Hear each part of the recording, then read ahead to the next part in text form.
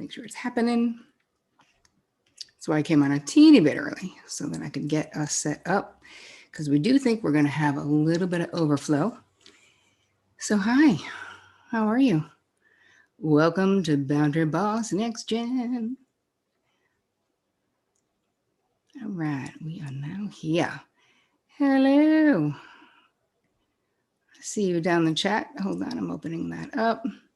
Well, hi from Cambridge, Mass. We got Montreal in the house, Baltimore. Well, hi, thanks, Elizabeth. I'm glad you're here already. Vancouver, Massachusetts, Alberta, lots of Canadians. I love you guys. You know we do. San Fran's in the house, Florida. Hi. Welcome to Boundaries, Next Gen Boundaries. Let's talk is really what we're doing tonight. Hi, George is in the house, Charleston, Austin, Pennsylvania. Continue to say hi. I'm so psyched to see all of you guys. We have quite a packed evening for you with so many amazing people. It's actually an auspicious evening for us to be doing this because it is the 2021 Sagittarius full moon, right? So what happens in the full moon according to the Astro Twins? Do any of you guys know the Astro Twins? Ophi and Tally, do you? I actually kind of lived with them for years. Hey, Noreen from New Jersey, how you doing? Because I subletted their apartment. So we basically were attached by a closet. Anyway, they're great astrologers, and they're talking about that this is, this Sagittarius full moon is a really good time to help us process truths that are hidden in the shadow. And hi, we're talking about boundaries, and so much of the stuff that we're talking about tonight, mental health, boundaries, relationship issues, so much of that is stuff that is still a problem because it is hidden in the shadows. So we're going to let some more folks get on before we get moving. Come on in. Thank you so much for doing the survey. So many of you tell me, did you do the survey? If you did, because we got lots and lots of responses, which is what really we based what we were going to cover tonight. Anne says, hey, Terry, happy to be together from Ontario, Canada. Well, welcome. I'm so glad you're here. Thank you, Trisha, for doing the survey. NYC's in the house. How you doing, Isabel? Hey, Meredith. Hey, Carol. Thanks for doing the survey, you guys, because really everything that I create is for you. So I only want to create what it is that you want or need, whatever it will be that will lessen your suffering and increase your joy, your sovereignty, your ability to be self-determined, which is basically why I wrote Boundary Boss right there, that book. It's all about becoming empowered in your life. So part of how this evening came together is that a lot of the amazing people who are on here tonight are people whose podcasts I did because I was promoting the book. I'm still promoting the book. And we really realized that there's differences in boundary needs and boundary struggles for different generations. So of course, what we talk about tonight and what I'm going to be offering you tonight, that's all applicable to everyone. And yet you guys have specific stuff because of when you were born and because of what was happening in the world. So we're hoping that we're going to answer a bunch of your questions and again, give you some skills. And it's really about community. We have to talk about how we feel, what's going on, where we're struggling, because that's how, right? That's how we get out of it. That's how we realize that we're not alone in this entire process of trying to manage life in the world. And when we talk about boundaries, no one really taught us about boundaries, right? We didn't learn this at home, no matter what generation you were born in. Most of us didn't learn this. And yet this is a language that we must know and become fluent in if we are going to create lives and careers that thrill and fulfill us, right? Our happiness is based on our ability to talk true, be seen, and live free, correct? Yes, indeed it is. So that is a lot of what we are doing here tonight, but I'm just like to gather and just be together so that no one feels that they're alone in this process. And I mean, I was really working to get it in right at the end of Mental Health Month. I was like, how many days left in the month? But we did it, which is super duper exciting. So we have lots of guests. I'm not going to be reading everyone's full bio, but I will be giving you snippets of information about who is going to be here and what we're talking about. And a lot of the women who are guests tonight have their own communities. So we have psychotherapists, we have relationship coaches, and then we have people who really are on the pulse of what is going on in different communities. They have podcasts, they have their own, so the panelists themselves come from an array of different backgrounds, but all with the same focus on empowering women and men, but mostly women. It's a bigger audience of women. Make sure when you are talking down the sidebar that you put in panelists and attendees, because if not, then I will be the only person who can see it. Like you, Diana. No one sees that but me from Venezuela. Hello. Hola. ¿Cómo está? Welcome. So make sure that there is a drop-down menu and that you are hitting where it says panelists and attendees, please. Okay, we're really jam-packed. So we're going to try to take some questions at the end, and some questions have already come in. If you have a question that you would like us to hit, you can put question marks in front of it and we will do our best. But honestly, we're going to be pretty packed with information and conversation tonight. So our first guest is Elizabeth Earnshaw, and you might know her on Instagram as Liz Listens. And that's how I know her, is from Instagram. So Elizabeth is a licensed marriage and family therapist. She's an author, a wife, and a mom. She's passionate about relational wellness. So she started A Better Life Therapy, which is a relationally focused practice on the East Coast. You can find her at Liz Listens on Instagram, or listen to her on Good Risings. Her book, I Want This to Work, is available November 2021. That is so exciting. I want this to work. I love it. So I'm going to figure out how I'm going to bring on. Oh, she's on. Sure.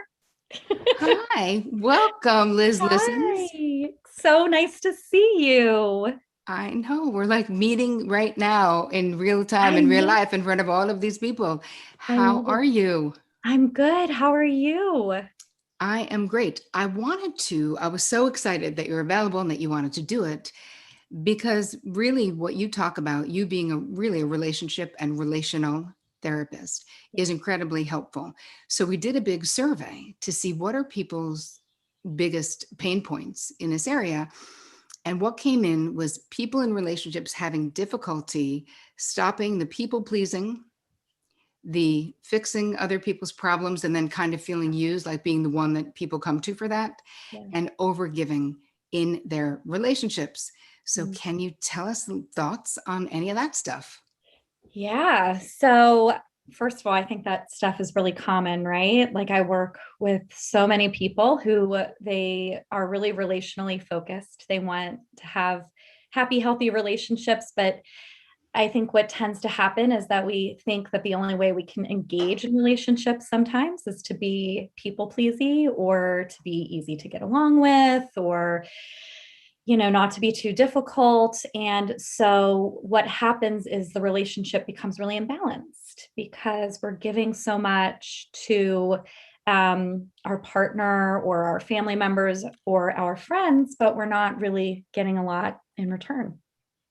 Okay, so you guys who are here live listening, how many of you have these problems of feeling like you must overgive, let's say, to be in a I see matter of me me. in huge caps? Yeah, so this is continue telling us because we want to know. Yeah. Yes, I do 100%. Okay, so the survey is correct because this is how people are feeling. Yeah. So when it comes to people pleasing, what do you think is like the first step? If someone's like, I know that I basically have the disease to please, how do we start to shift that behavior? Yeah. I think one piece of that is I call it internal boundaries. I'm not Mhm. sure what you call it, but these boundaries that you have with yourself. Yes, And I I do call it the think, same thing. do you? Okay. Yep. I love it. But, are you able to tune into like the sensations you have in your own body, the needs that you have? And I often tell people focus on the most basic needs, because people who tend to be people pleasers will even like skip lunch, right? To do something for their partner, their kids, or their workplace. And so you have to be able to focus on, what boundaries do I have with myself? This isn't even just something I'm saying to somebody else. This is my own ability to say, you know what, I'm kind of hungry right now. Before I go downstairs and help my partner with X, Y, and Z, I'm going to like finish my snack and then I will go do the next thing. So to me, recognizing those internal boundaries comes before all of the stuff that we might see on like the internet about what you say to people, because if you don't know that stuff, Yep. it's really hard to know what you're going to say to somebody else. It's so true. In the book, the way that I frame it, there's a big inventory that we do in the very beginning of the book called the okay and not okay list, where, because someone is just saying, Cammie's saying the biggest struggle is knowing what my needs are sometimes. Yeah. And I think that if we're raised as people pleasers, which, I mean, come on, so many, if you were raised as a woman, Yeah. so many of us are raised to be good girls. And as I like to say, we're raised and praised for being self-abandoning codependents. So it isn't surprising that we have so many people in this community saying that this is a struggle and that they want to shift it, but there's such a worry in shifting it. So I love the idea of starting with the basic, the most basic, because if you can start taking better care of yourself there, and my 2 cents on this is really thinking about all areas of your life. So this okay and not okay inventory list that you can do, you're looking at your friendships, you're looking at where you live, you're looking at everything from the smallest things that we can change. Like, I don't like the lighting in my bedroom, it's too harsh. You can get, for very little money, a different light bulb and have it be softer and less caustic if that would please you more, if that would meet some kind of a preference. And we're really not even talking about needs, right? We are, but for me, there's gradation, right? Of like Like preference, desire. desire to, Exactly. And yeah. then moves into the bigger things. Yeah. So part of it is just making, taking Elizabeth's advice and thinking about, where do you fall down for yourself? Because people pleasers, we have a tendency, and I am a recovering people pleaser, and you probably are too, Elizabeth. Yeah. Yeah, because we're Maybe all good not fully girls. recovered. I'm Oh, still. no, this shit is a process. And I'm going to say, for real, it is an ongoing process, even if you do it for a living. It's the same way that you don't meditate for a week and be like, great, I mastered meditation, it's done. It's a discipline that is, it really does require us, just like going to the gym, because especially when we're exhausted, it's sort of easy to fall back into old patterns or dysfunctional patterns, right? When you're tired, when you're hungry, when whatever the thing is. So getting clear about where you're falling down on yourself in the most basic ways will make it easier. And when you can take that small step towards better self-care, just consideration, right? If you're hungry, you're like, I'm not running to do that thing until I finish my snack. That sounds so basic, but for so many, that is like a revolutionary thing, to actually put your hunger above something else. So is there anything else you want to say about any other points you want to make, relationships, dating, whatever the thing is you're passionate to talk about that you want people to get? Tell me. Yeah. I mean, I think that the hill I like to die on is that a lot of people, I think, don't recognize that in their romantic relationships, that boundaries are really important. Um, when I talk about that, they'll be like, what does that even look like? I think people can conceptualize like what it would look like at work, or what it might look like with a friend or a parent. But sometimes it's hard to think about the way it looks with a partner, and also how to negotiate that, right? Like, we live together. So what do I do if I set a boundary? It's not like a friend where I can just say, no, I'm not going to come to that. And then I don't have to see them that day. I Right. might have to see this person.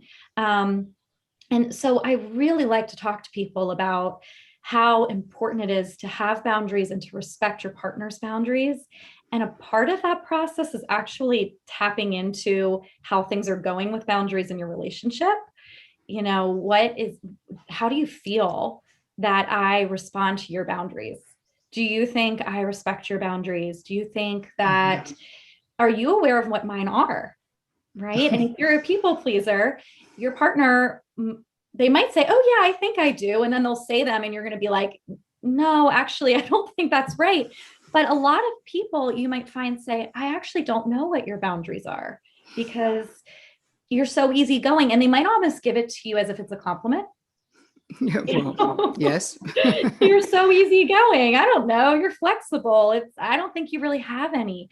And Mhm. so I really encourage people to sit down and talk to their partners about boundaries, and about how you're both feeling about the way in which they're showing up in a relationship. I think what is so true, and you guys tell me down the chat, do you find this to be true? Where you might have good boundaries, because in my therapy practice, I had all of these incredibly capable women coming in who were literally running the world, like actually running the world. Had great boundaries And at work, right? yes, and entrepreneurs and like doing the thing, like really doing it, and then would be a boundary disaster in their romantic relationships. And this was something that to them didn't make sense because they didn't identify with having bad boundaries. But yes, so you guys feel this, that the romantic relationship for many incredibly capable women can be Yeah. romantic relationships because it literally brings up all of our unresolved crap. Totally. And that's what I see in my practice too. I work with couples, and these women will come in. They're like, I don't have problems with boundaries. I can tell anybody no. But in my relationship, I am walked all over. I'm the one who ends up doing everything. Our interactions don't feel good. And it can be really challenging. And where do you see the emotional labor that we see a lot of disparity in marriages, where it seems to be in the more heteronormative, like heterosexual marriages, that women in particular Yeah. do the bulk of the emotional labor of like keeping the ship of the life running. So Yeah. what do you find this to be true in your practice? Absolutely. And I think that's one of the biggest places that those boundary challenges come up. And it makes so much sense. We don't have, no matter how much you've figured out in the work world, you might not have had a model for how that can look in home life. And so maybe you've seen people at work set boundaries. So you're like, oh, that's what that looks like. But when it comes to home life, even though you might not want to live that way, what you already have been exposed to as someone who does all the research, all the delegating, all of the thinking and planning and preparation. And so you sometimes don't even notice that you're doing it, right? It's Hmm. just a role that you've fallen into. And so what I've noticed is that a lot of people in my practice, they both they want to move out of that, and at the same time they feel a lot of discomfort moving out of that, because like people pleasing, it's really wrapped into identity. It Am I is. a good partner if I'm not doing this? Am I a good mom if I'm not the one that's always communicating with the school? I don't want to be the one communicating with the school, but I also feel like I'm not going to be a good mom if I give that to my partner. So, yes, I absolutely see that in my practice. Yep. Someone is asking, can you give any examples of relationship boundaries? Totally. Yeah. So we have interactional boundaries, right? So I'm not going to speak to you if you're speaking to me that way, right? That's Yep. one type of relationship boundaries. So your partner, if they're overly defensive, a boundary you might have around that is, I love you very much. I can see that this is a tough conversation for you, and we're not going to continue this conversation if I'm not able to really express what's happening for me and have you receive it, right? So that's an interactional boundary. But we also have all of those other types of boundaries. We have sexual boundaries, Hmm. that doesn't feel good, or that does feel good, or tonight I'm into it, tonight. I'm tired. I don't want touch. I don't want closeness right now. Physical boundaries, different than sexual, but similar. You're in my space, or I have boundaries around how my items are taken care of, right? Time boundaries. So, honey, it's really hard for me when you show up 30 minutes late. I needed help with what's going on at home. And so we need to talk about what happens when you show up late and how I'm going to respond to that moving forward so that I'm not negatively impacted. So those are a few. Those are actually great. And I think there's something interesting about the time boundaries with the lateness, where a lot of times when I was also counseling couples back in the day, that you would see one person would be late and be holding up everyone, or just be holding up their partner. Yeah. But it becomes such a polarizing issue Yeah. that can like end relationships, because what I found over the years is that there's a passive aggressive control or anger element so much of the time.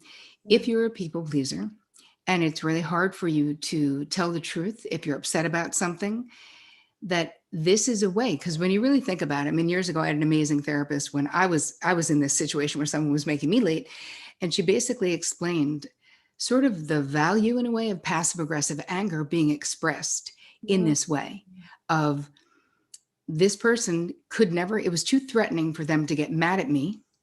But of course, since they're a human being and we were in a long-term relationship, all right, let's just admit it, this person is my husband, we're still in a long-term relationship. I love that. It's like he couldn't say, I don't like this, or that's annoying. Yeah. Which realistically, we know there's no friggin' way that you can possibly have a relationship where someone's not getting on your nerve for some reason. And so when someone does something that they know somewhere is going to instill a lot of anger in you, really what's happening is they're disavowing their own anger, right? By him being late, knowing that I was crazy about time and I was always early, like, it was like the perfect, terrible storm of conflict around time. Yeah. But it's like disavowing his own anger and Yeah. sort of shoving it down my throat. Because Totally. then I would explode and he would get to be like, hey, all right, relax. It's not such a big deal. So I now would I'm be saying, feeling, yeah. I'm feeling his anger. I'm feeling my anger, but it's like double. And so when my therapist explained it, because Vic has had a lot of therapy and I could talk to him, and I was like, what Bev thinks is going on here, la, la, la. And he was like, well, I don't know about that. And I was like, well, I'm just going to make a simple request and tell you, I'm not willing to spend the rest of my life with you expressing your anger. So I Good for can you. barely express my own, pal. I can't be doing yours too. And we were actually able to come to this point where I was like, listen, I'm going to be less needing to be 2 hours early to everything. I will like manage my side of the street when it comes to being weird about time. And then you're going to manage your side of the street. And if you have something to say to me, you're going to say it. And of course, be careful what you wish for, because obviously that only lasted for like the first 2 years of the relationship. And now he has no problem telling me but if I'm annoying him. What the issue is. Yes. But, for some couples, they never get to the point of figuring out what it is. But that is a boundary issue. Yes. Yeah. Right. Absorbing the other person's emotions is a boundary issue too, right? Like giving somebody your emotions is not respecting their boundaries, but also there's a boundary issue when you're having to absorb theirs. And that happens a lot in relationships where one person is like, I'm tough. I can take it. I can handle it. I'll just suck it up. It's less upsetting to me than it is to them. But then what tends to happen is then you jump to the other side and you start to think, well, they've made me uncomfortable for so long. I'm going to make them uncomfortable. And I might do it directly, or I might do it indirectly by accidentally being late or whatever it is, but they're going to absorb the same discomfort that I feel. And exactly, that is a boundary violation. It sure is. I want to say thank you so much for spending time with us. It was so nice to have you. It was so Tell great to be our here. people where they can find you. Yeah. So I am Liz Earnshaw. The easiest place to find me is at Liz Listens on all of the social platforms, except for Twitter, where there's a dash between Liz and Listen, because somebody took my name. Bastards. I know, assholes. But yeah, that's the easiest place to find me. So if you'd like to connect, I will be there. Okay, great. Thank you so much. I Thank really you. appreciate you, Elizabeth. Bye, everybody. See ya. So what I wanted to say, because people are talking about this before our next person comes on, that was so amazing. Go follow Liz Listens. She's great. Is people are talking about being an empath or being a highly sensitive person. So do any of you identify with being an empath or a highly sensitive person? That's what I want to know. Okay, so we have a lot of empaths in the house. Okay, so and me too. So I totally get it. And it is important. And it does complicate our efforts in creating healthy boundaries because we have to get really clear about what are our own emotions and what are someone else's.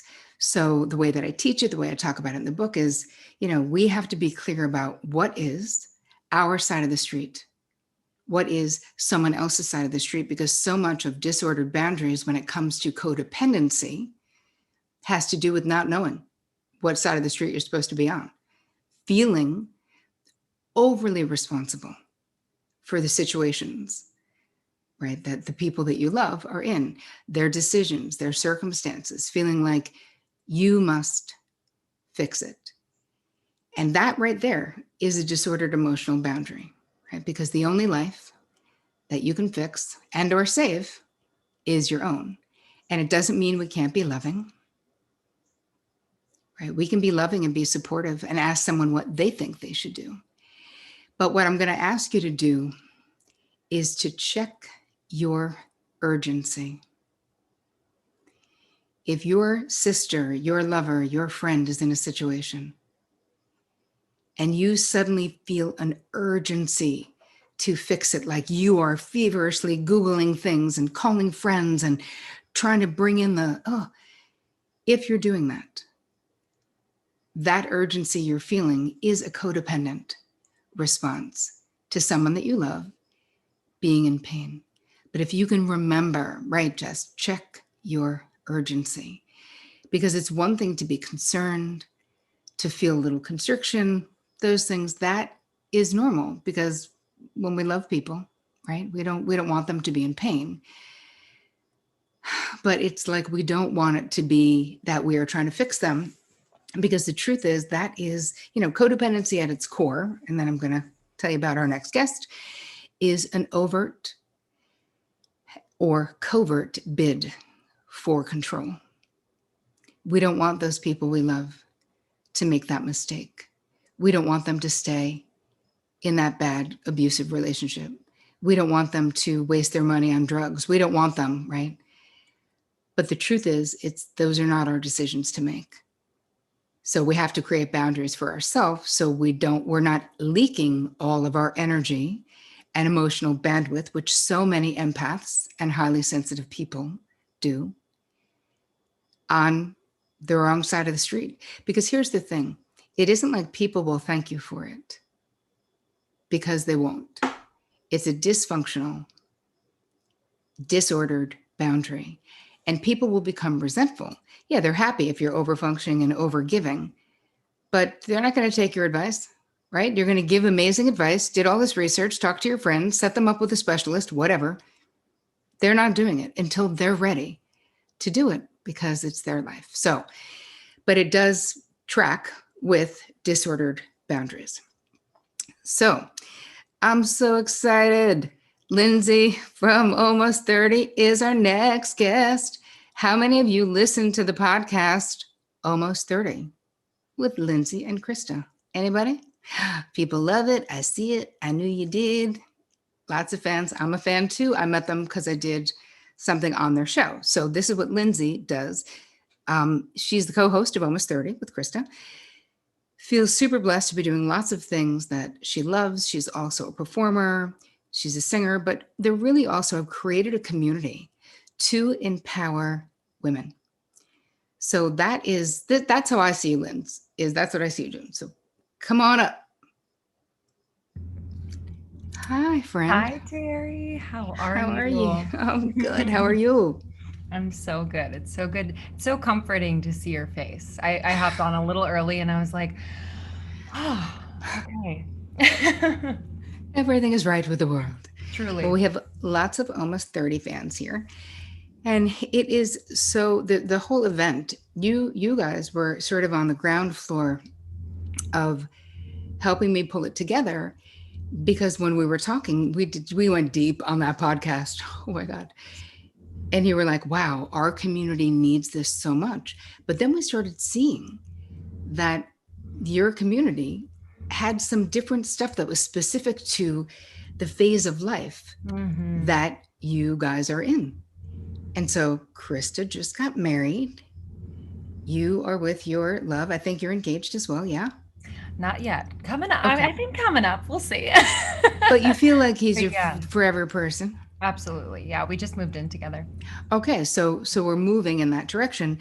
So when we were on the show, we talked a little bit about boundaries with family of origin as we're sort of negotiating this transition from like single person to Hmm. being more partnered to sort of being more grown up. So I want to ask our people who are here, do you guys have any problems with boundaries with your family of origin? Anybody? Anybody? Oh, I think they do. Yes, of Oh, yeah. course. Mothers, fathers, stepmothers, blended families, siblings, and even your partner's family too. Like, but family of origin is sort of specific. So I thought, because you guys are on the pulse, all of the influencers that I brought in, I don't love the word influencer, but it's the truth. I mean, that is what it is. But you have more skills than that, because sometimes influencers, you think, what are you doing? But you're doing lots of things. But you really are close with this community. So what do you see and what is your own struggle with your family of origin as you transition to this next phase of your life? Yeah. We started almost 30 based on this transition from your 20s to your 30s, the Saturn return, where there's usually a major life event or a few of them that um, just push you to get serious about your life. And if anything is out of alignment, from my experience, it is going to be like right in your face, almost Mm-hmm. unavoidable to either fix it, process, work through, or have a conversation about it. And so, what we've seen and heard in our community is these big transitions oftentimes um, either bring to the surface or bring to their awareness the codependency with their families or the enmeshment, um, because they are finally making the decision for themselves or finally being themselves. And I think that's what I'm experiencing personally in this season of my life, where I've made some really big decisions lately for me. And what it felt like was a betrayal to my family. Mm. And I'm the oldest of four kids. And so I'm the second mom. I'm the mediator. I'm the peacekeeper. I help people in my family, help people from my perspective. And I felt that feeling of shame because it felt selfish. It felt yeah, like I was disrupting the family system. Mm. Even though this decision has made me incredibly happy, I still kind of have a little bit of a cloud over here where I feel like, oh, they don't approve, they don't get it, they're not happy for me, they have a problem with it, they're uncomfortable. Mm. Okay, so my question about this is the way that you're feeling, are your family of origin, your folks, are they actively doing this? Or do you think it's a narrative? Meaning, are they like, well, we would prefer you do this, or we don't really get it? So have they voiced disapproval? Um, for example, they said to me, well, it just seems like you're giving up everything to be in New York. So they have this idea And perhaps it's from their own experience of sacrifice for another, for a partner or family, where they've given up so much.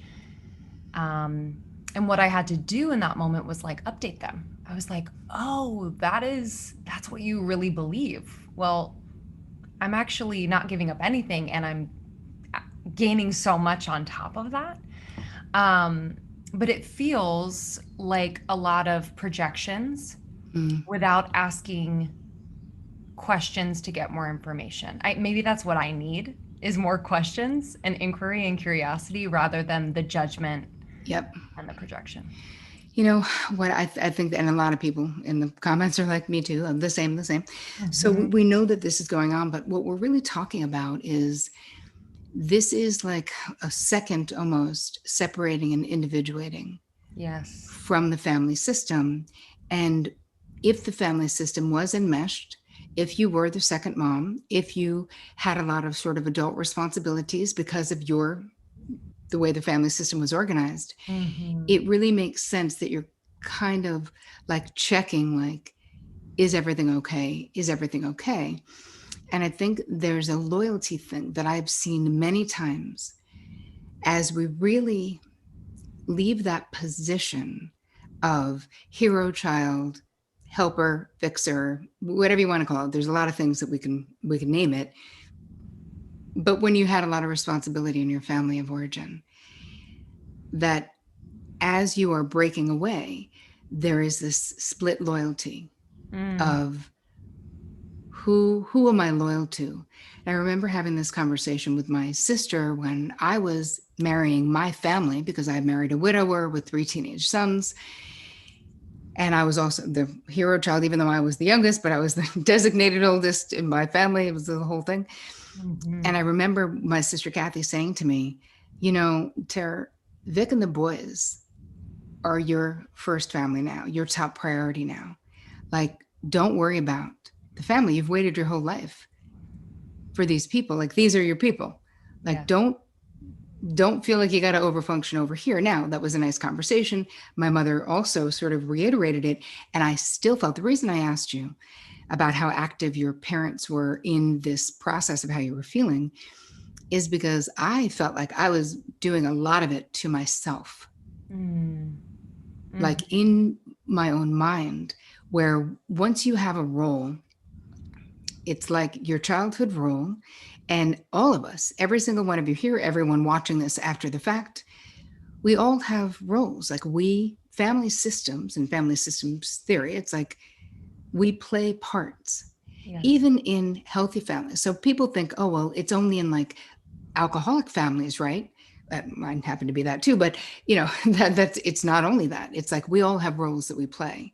So I think that is something that to really think about. Like, we're shifting, and that our loyalty is going to go to the family we're creating, and we can still be loyal and loving to our family of origin. So what else do you see in your community as things that people are struggling with at this transition, the sort of almost 30, now over 30, but transition? Yes. Another one that comes to mind, and something that I've been really working on this last year, and same with Krista, is speaking our truth. So whether it's to our family, people we love, our friends, even publicly, because we are in the public eye. And especially, I feel like with the women in our community, there has been some conditioning, whether it's in their personal lives or maybe in school or where they grew up, at least in my experience, where to speak my truth was impolite, was inappropriate, was too much. Um, Anyone else, you guys? mm-hmm. Did you guys learn this? That be a good girl, don't be rude, Yes. don't make waves. Yes, everyone's like, yep, Mm-hmm. 100%. Okay, yes, And then continue. and then when I've had experiences where I have shared my truth and it wasn't received in the way that I had hoped, had those expectations. And then because of that experience, I would kind of go back into my shell and my facade of, only saying part of the truth or saying what I thought people wanted to hear. Um, and so it's been outside of my comfort zone in the last year to be saying exactly how I feel, especially to people I love. And it's been really healing in my relationship with Sean because he's only after the truth. And it's been healing to say exactly how I feel and have him listen, receive, and still love me. Sounds crazy where I thought, someone would run away because I spoke my truth, but that was kind of how it felt in my body. And so I just try to practice it as much as possible. That is a huge thing. And a lot of people are identifying with the partial truth, the lie by omission, the Yes. only, and I was also in my 20s, certainly the queen of, because if you're a highly sensitive person, you're also able to read the room and read the people like instantly. So the moment there's like a flicker of disapproval, I'm leaning to go make that truth be slightly different, because maybe that won't be a problem, Yes.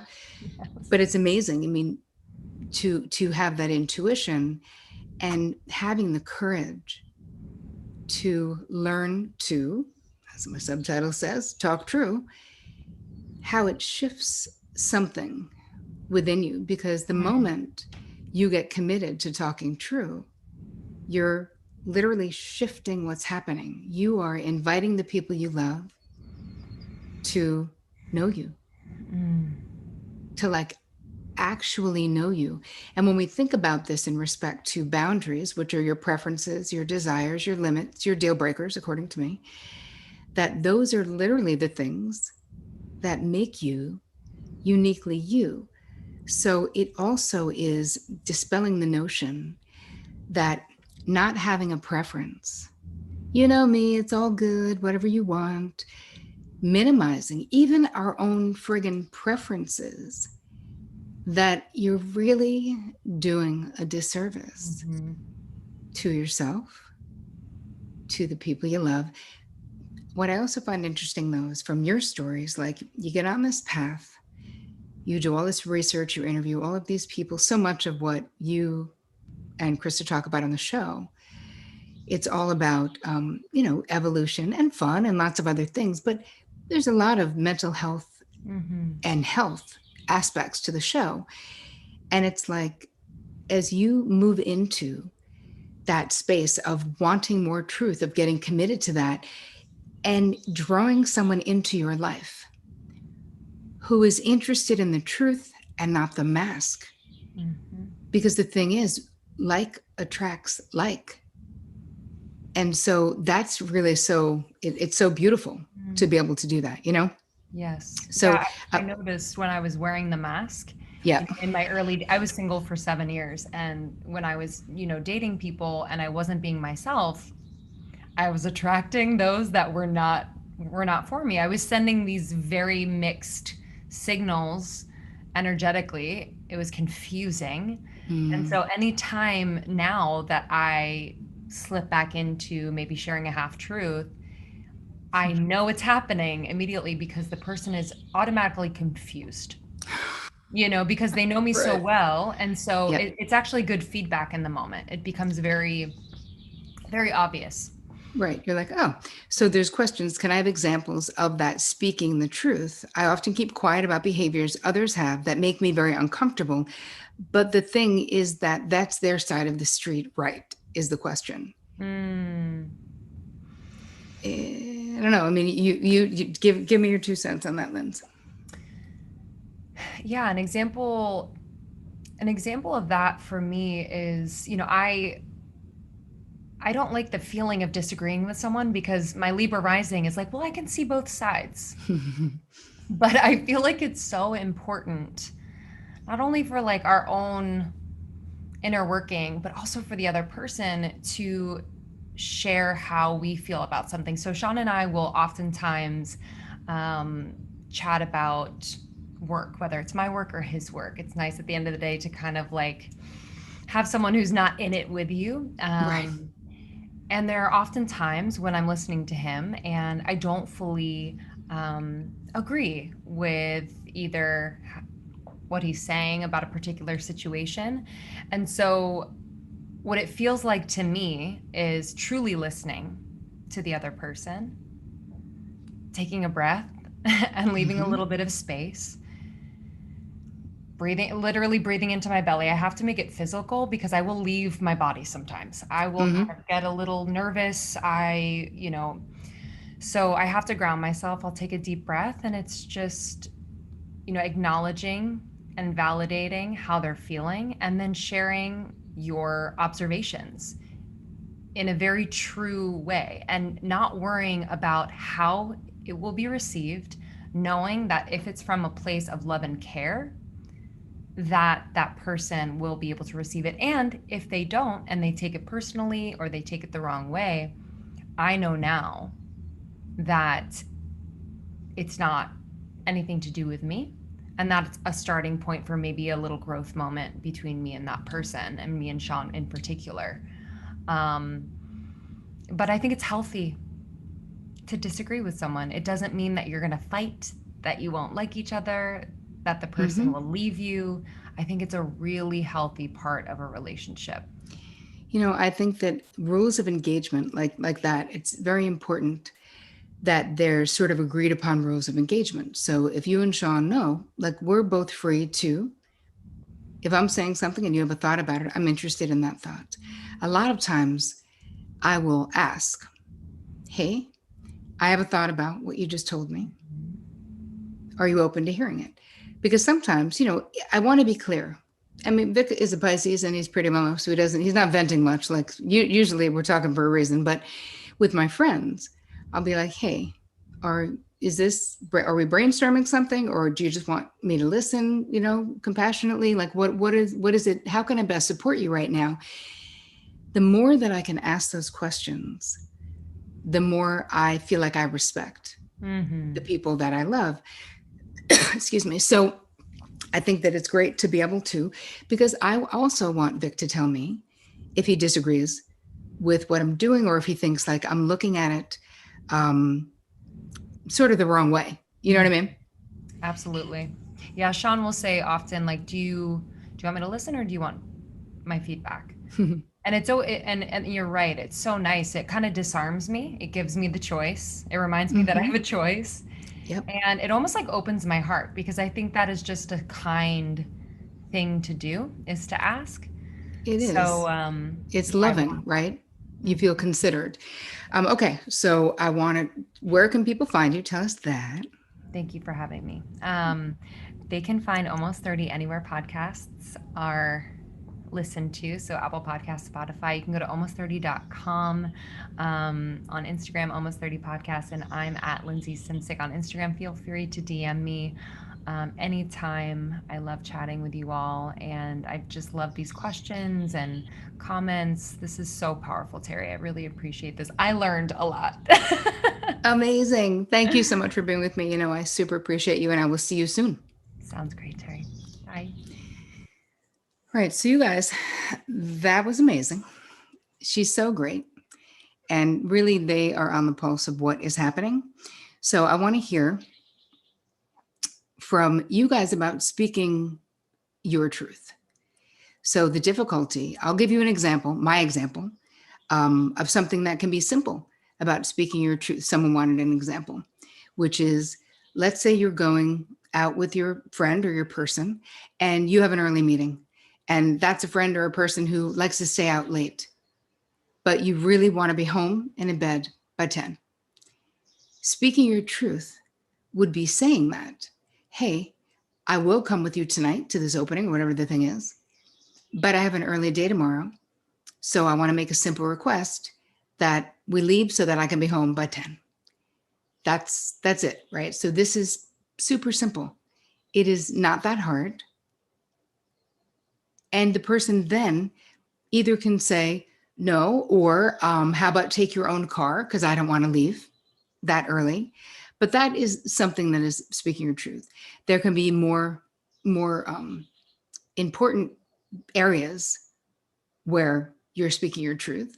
If you have shared money with your partner, right? That can be, sometimes you have to have a conversation. You have to have agreements about how will we spend our collective money, rules of engagement around money. Neither one of us will make a purchase over $50, $80, $200, depending on your income, without conferring with the other one, without having a conversation. Because what ends up happening, a lot of the proactive ways that we can talk true, because right now, every single one of you on this live, watching this after the fact, the things in your relationships that are bothering you, that have bothered you. You know where you feel resentment with friendships, with work relationships. So it isn't like you don't know where you could talk true. It's a matter of finding that your way back to the conversation, or when it happens again, being able to speak truthfully. Someone had said, it's really hard to do at work to talk true, because it's like people are saying that I'm hurting their feelings. So listen, I always take feedback from others. I try to do it with an open mind. Like, okay, if that was that person's experience, then I will look at my behavior within myself. Like I'm willing to always be like, maybe I was, I don't know. So I will look at that. You will also have people who say that you are hurting their feelings as a lever of control, like as a way to manipulate you. So I think we have to know who we're dealing with. If the person is like kind of underhanded or shady or manipulative, then, we take it from where it's coming from in respect to.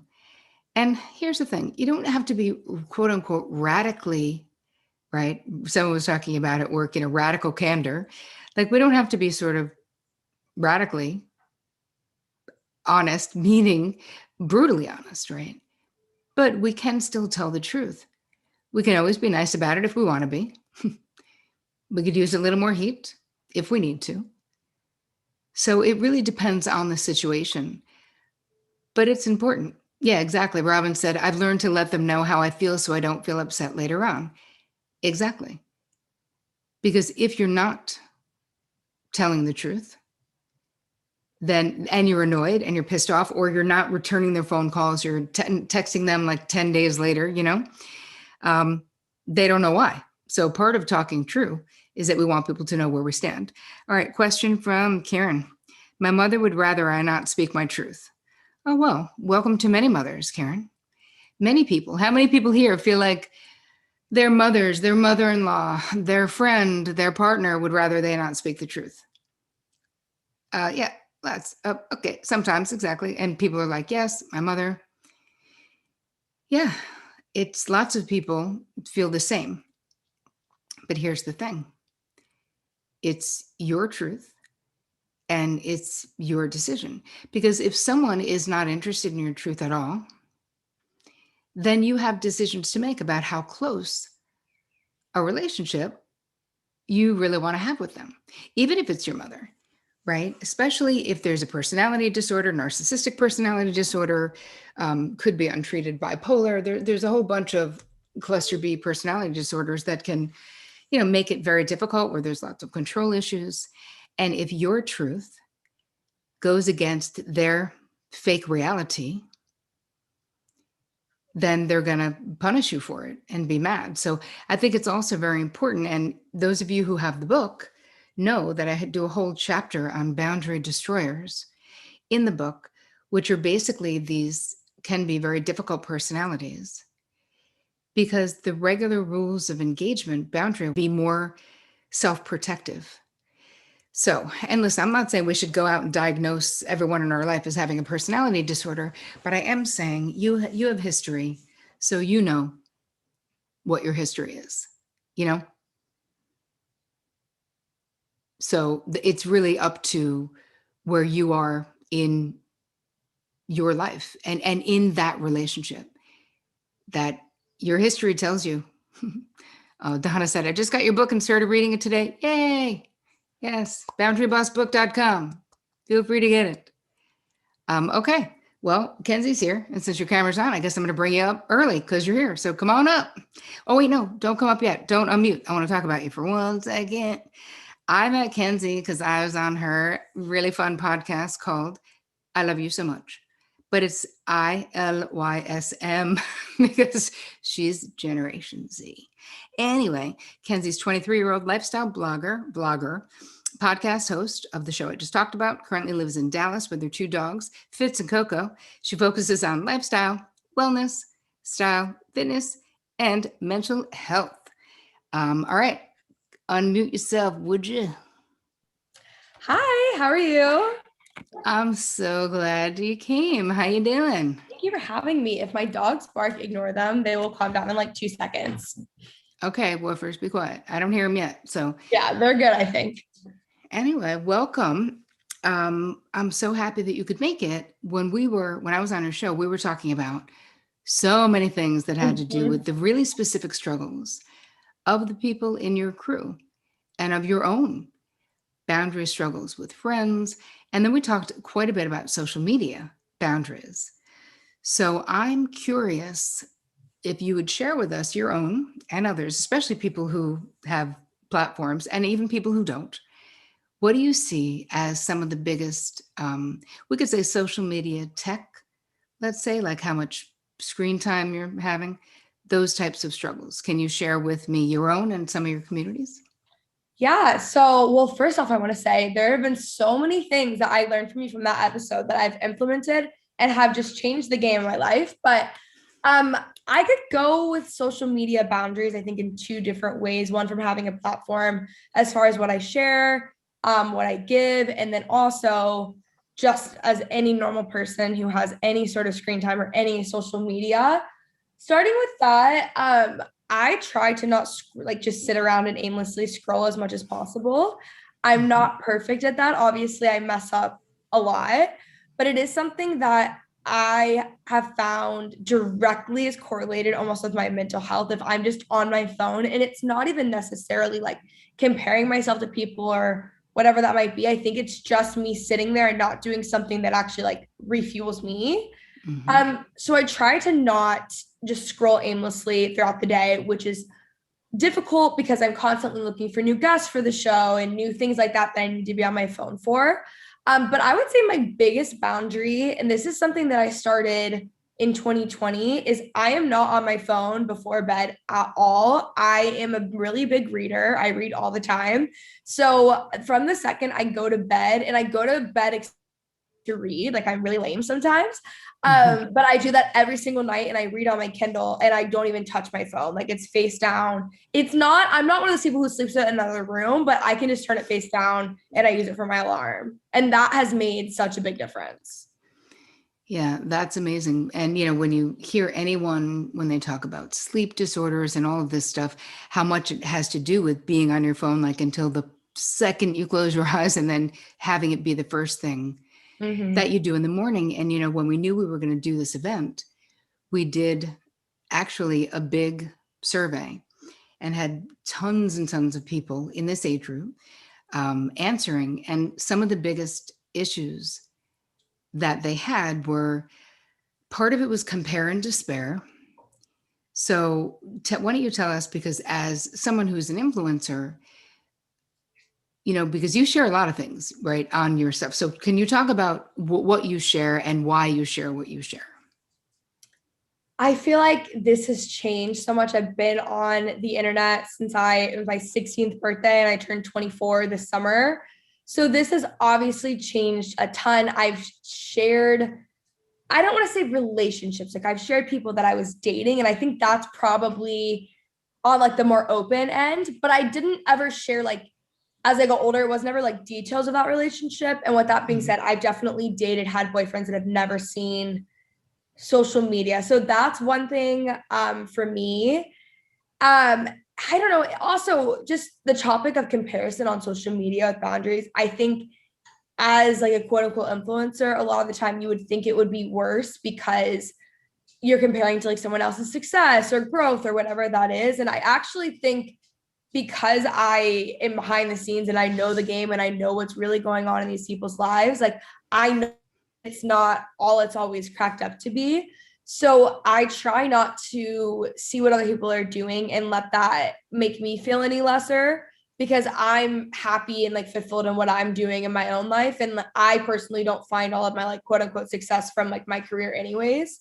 So yeah, I feel like that answer is all over the place. There's certain things that I try not to. And then as far as comparison, I just like I really just focus on like we all have our own lane.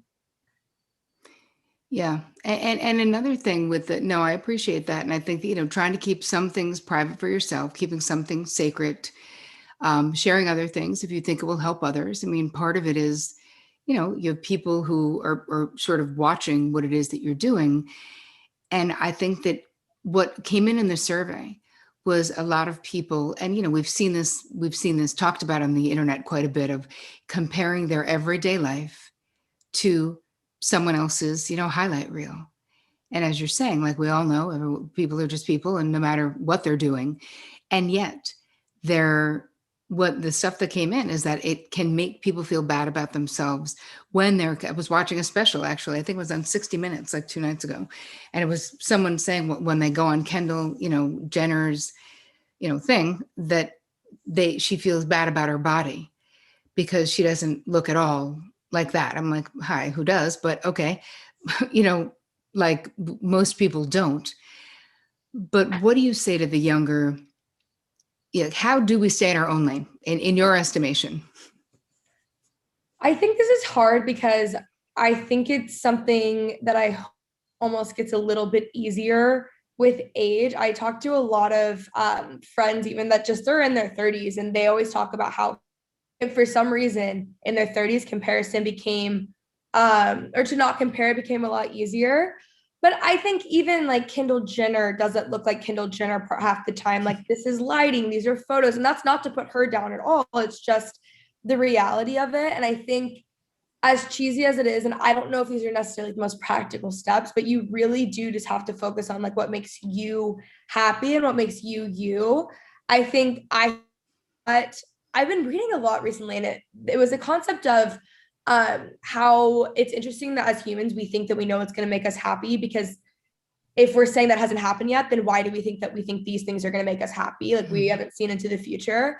And if I've learned anything, it's just that, like, in my own life, and this can be confidence, comparison, whatever it is, if I think I need to do something because someone else is doing it and I do it, I'm so unfulfilled. But if I just kind of follow like my own intuition or my own like heart almost, it helps me so much. And so with that being said, when you're looking at different people on social media, I think practically, like, if someone's page is making you feel bad about yourself, I don't even think that's necessarily their fault, but I think I would mute them on Instagram. I would change who you're following, even muting at the very least. And I would just focus on that, and then focus on things that like make you happy and make you feel confident. I remember when I was like 19, my friend had us write out things that made us feel good about ourselves or fulfilled or content or whatever it was. And we started really focusing in on those things over a few months, and it made the biggest things like that is really helpful. But I do think it's a journey. And I think for me, it's gotten easier as I've gotten older, and I'm only 24. So like, I'm not like very old, but I do think it's gotten easier though, just seeing more life. I love that. And a lot of people are saying, yes, that's helpful. Like, the stuff that makes you happy. Some of the responses we got in the survey is that people were scrolling without being able to stop, like kind of just falling into that vortex. So you guys who are here live, and if you're watching this after, do you have this experience of sort of either scrolling as a procrastination tactic to avoid doing something that you should be doing, scrolling really without being able to stop? That's another one. Or doom scrolling, where you're like following some shit that is so negative, that is so depressing, that is so like nobody needs to read another article on it because you already got all the pertinent facts. Like, we don't need to. I mean, I'm assuming that's what doom scrolling is, but I'm old. So is that what doom scrolling is? Yeah, I think so. I'm pretty Okay. sure. I don't know. Yes.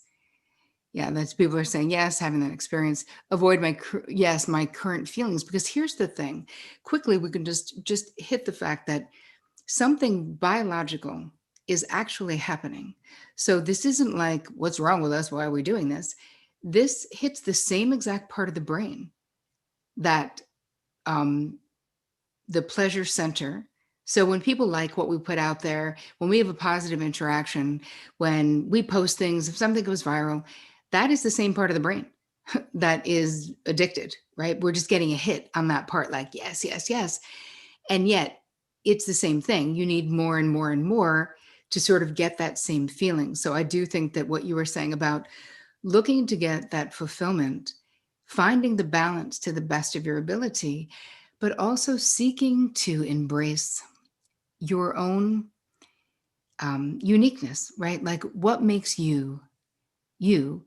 It's not looking like Kendall Jenner, right? It's not doing that. And if you do want to have a public platform, you can, but do it as you. And this kind of brings us back to the whole thing about, you had said following your heart, like being dialed into like what makes you feel good.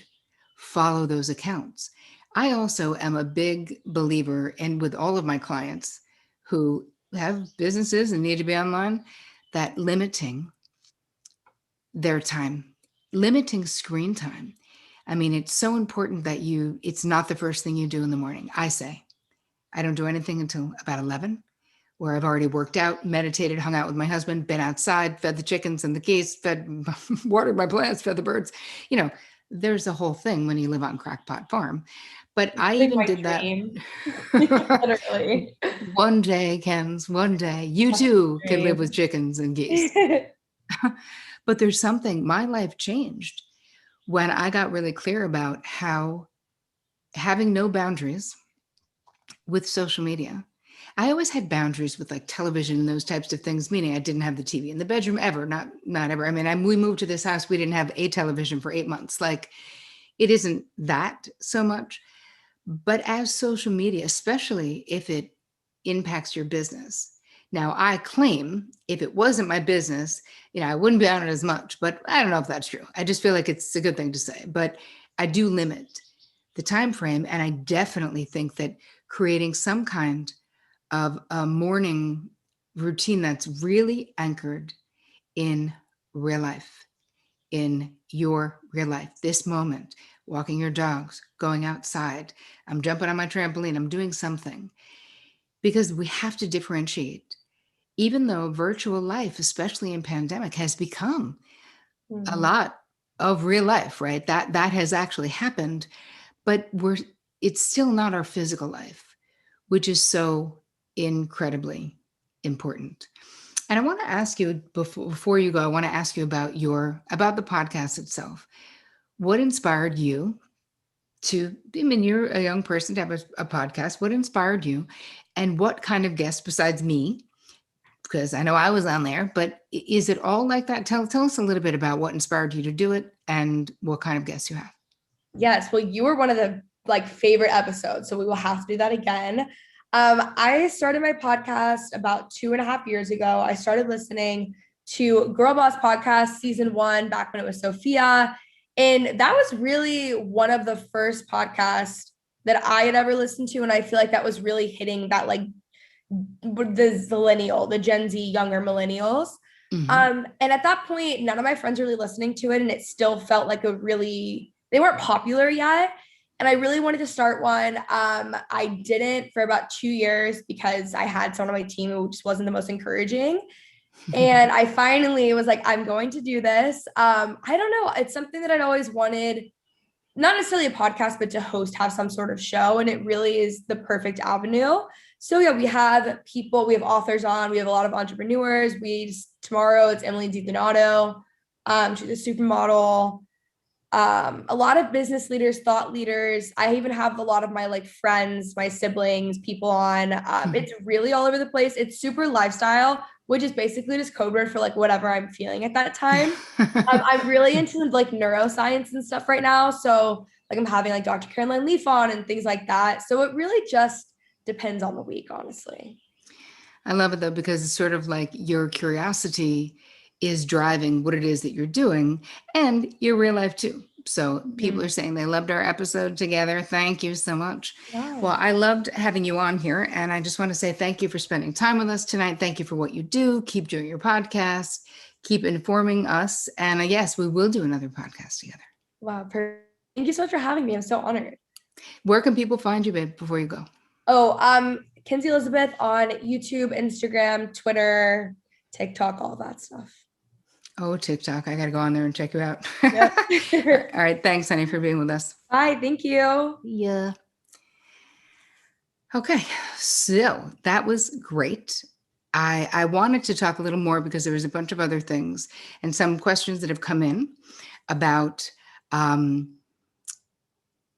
social media stuff. So I wanted to see where you guys are at with this. People scrolling out of habit. Do you identify with that? Not sticking to a time limit. Many of you said in the survey that you have that time limit app thing on your phone, but you don't use it. So does that resonate with you? Feeling guilty if you don't respond right away to comments and texts when people are like DMing you and trying to get in touch with you. That's especially if you do have a brand, I'd say a public platform, but even if you're just regular person in real life, right? Yep. Spending a lot of time, losing track of time, feeling guilty, not responding on time. Yep. Katika, I hear you. Linda said the time limit helps me feel calmer. That's great. Cami said sometimes yes, but I put my phone on do not disturb. Me too. Yes, that time limit is only a suggestion. Yeah, Jacqueline, exactly. You're like, they meant I could have another 10 minutes. Karen said, I used to have the app limit turned on, then turned it off because I always went over, right? You're like, whatever, I'm just giving in. I did the Cloud and Townsend Boundaries book and class that I said the last meeting was they needed scripts. A week later, I heard you were being interviewed on YouTube and said your book has scripts. And I got your book right away. Can't wait to get into it, says Donna. Well, I have a whole chapter in Boundary Boss of scripts, so you will know it. Cami said, LOL, I'm scared to use the time limit app. Yeah, I think we kind of are. It's like a whoopee. It's kind of like become our blankie where we don't want to give it up, Carol said, yep, I'm way too tied to my phone. I follow so many groups and it takes so long to look at everything. I need to stop doing that. Oh, Carol, you and me both. I always encourage friends to call if it's urgent over messaging. And Angelica said, this was amazing, Terry. Thank you so much. Looking forward to reading your book. Yay. Well, great. We're not done. We have another 45 minutes. Don't go. Lots of people are identifying, though, with this. Lori said, I love your book. I bought the audiobook version. Oh, thanks, Lori. I love that you guys bought my book. I really do appreciate it. Part of the thing with what we're talking about with social media, though, is that a lot of it is to mood alter, right? To escape, to self-soothe to a degree. And yet what I think we will find, especially if you're doom scrolling, please don't be doing that, is that it's really not soothing. Like what I find is that it's friggin' exhausting. Yes, exactly. Crystal said it's a distraction. I don't mind being slightly distracted. And what's interesting, I rarely ever fall into a hole. Maybe because I was writing a book and promoting it and super, super busy. But for the first time ever, I went on Reels. Never did that. This was literally 1 week ago. And an hour went by. And I was like, P.S., never going on that again. Like I'm absolutely never going on that again. You could just watch people dancing side by side. Like I didn't even know what the thing was. I still don't. But oh my God, it just the next and the next and the next. And there's no ever stopping it, All right. Heather said, totally, especially, it's FOMO, Donna said. Yes. How much of it is fear of missing out? Yeah, there is quite a lot of that. Totally, especially for those with brain injury, long haul symptoms for many. Yeah, it's exhausting, All right, moving on. Yes, it is exhausting as a distraction. There's other distractions that I think are less draining physically. you know? Yes, we need the whole thing of fear of missing out is that we've got to be more dialed into our own lives. And I think that that is very common. It's not just you if you're feeling that way. And I remember years ago when I first started this kind of this public platform type of a thing, I would be looking at what other people were doing, and I would feel I needed to go to all of the, my friends invited me to their book launches and all the things. And I spent like years doing all of those things, partly fear of missing out, partly knowing that it would one day be me and that, not to be strategic, but, being supportive, and you hope that eventually you can count on the support of your friends to do the same. There is something though, what you're saying, Heather, that is so true. It's like there's something about the worthiness factor of sort of what comes up. If we have FOMO, or if someone is doing something that we wish we were doing, let's say in our business or whatever it is, or even if it's about love and marriage or a partnership, it can really tap into a sense of being unworthy. And so that is something that is really painful, and we really can't compare ourselves with other people, Yeah, it's like this whole thought of looking at what are we posting for? It's like even with a platform and a business platform, I'm always thinking, will this add value? Is this a vanity post? Right? Like, do I just want to post this picture because I think I look good in this picture? But really, it's not going to maybe add value to anybody else's life. And listen, there's nothing wrong with doing that, once every 400 posts, but it's something about, because of the kind of platform I have, right, which is actually a mental health empowerment platform, that as long as I keep my eye on the prize of what am I doing it for? Because if my heart is in the right place and what I'm posting because it's how I actually feel, or because I'm really hoping that it will help you, then it really doesn't matter. Of course, I want to get it to as many people as possible, but it's not the same thing. It feels very personal with stuff that feels more like a vanity post. Then it feels like personally personal rather than business personal. So Cameron said it really does. I ended up unfriending people on social media because of seeing how happy they were and when I should be happy for them. I mean, yes, and sometimes we do question what people put out there, depending on what the motivation is. If it's regular people just sharing happy pictures of like their family and kids, but you feel like it's too much and it makes you feel bad about yourself, that is, what Kenzie said is a good idea. Then maybe we put those folks on mute and don't judge ourselves for how we're feeling.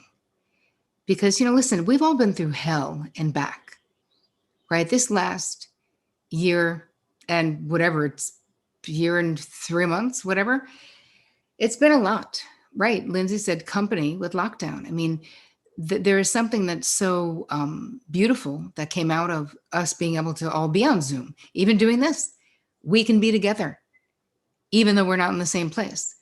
So it expanded our minds, and we did need company. And a lot of us couldn't see our parents because they're older, and all of the things that being connected socially, and even social media with like Facebook, right, which is kind of an older person's thing to a degree, but like staying in touch with cousins and other family members that I wouldn't normally do it. But during a global pandemic, I certainly found myself checking in on people more than I would normally.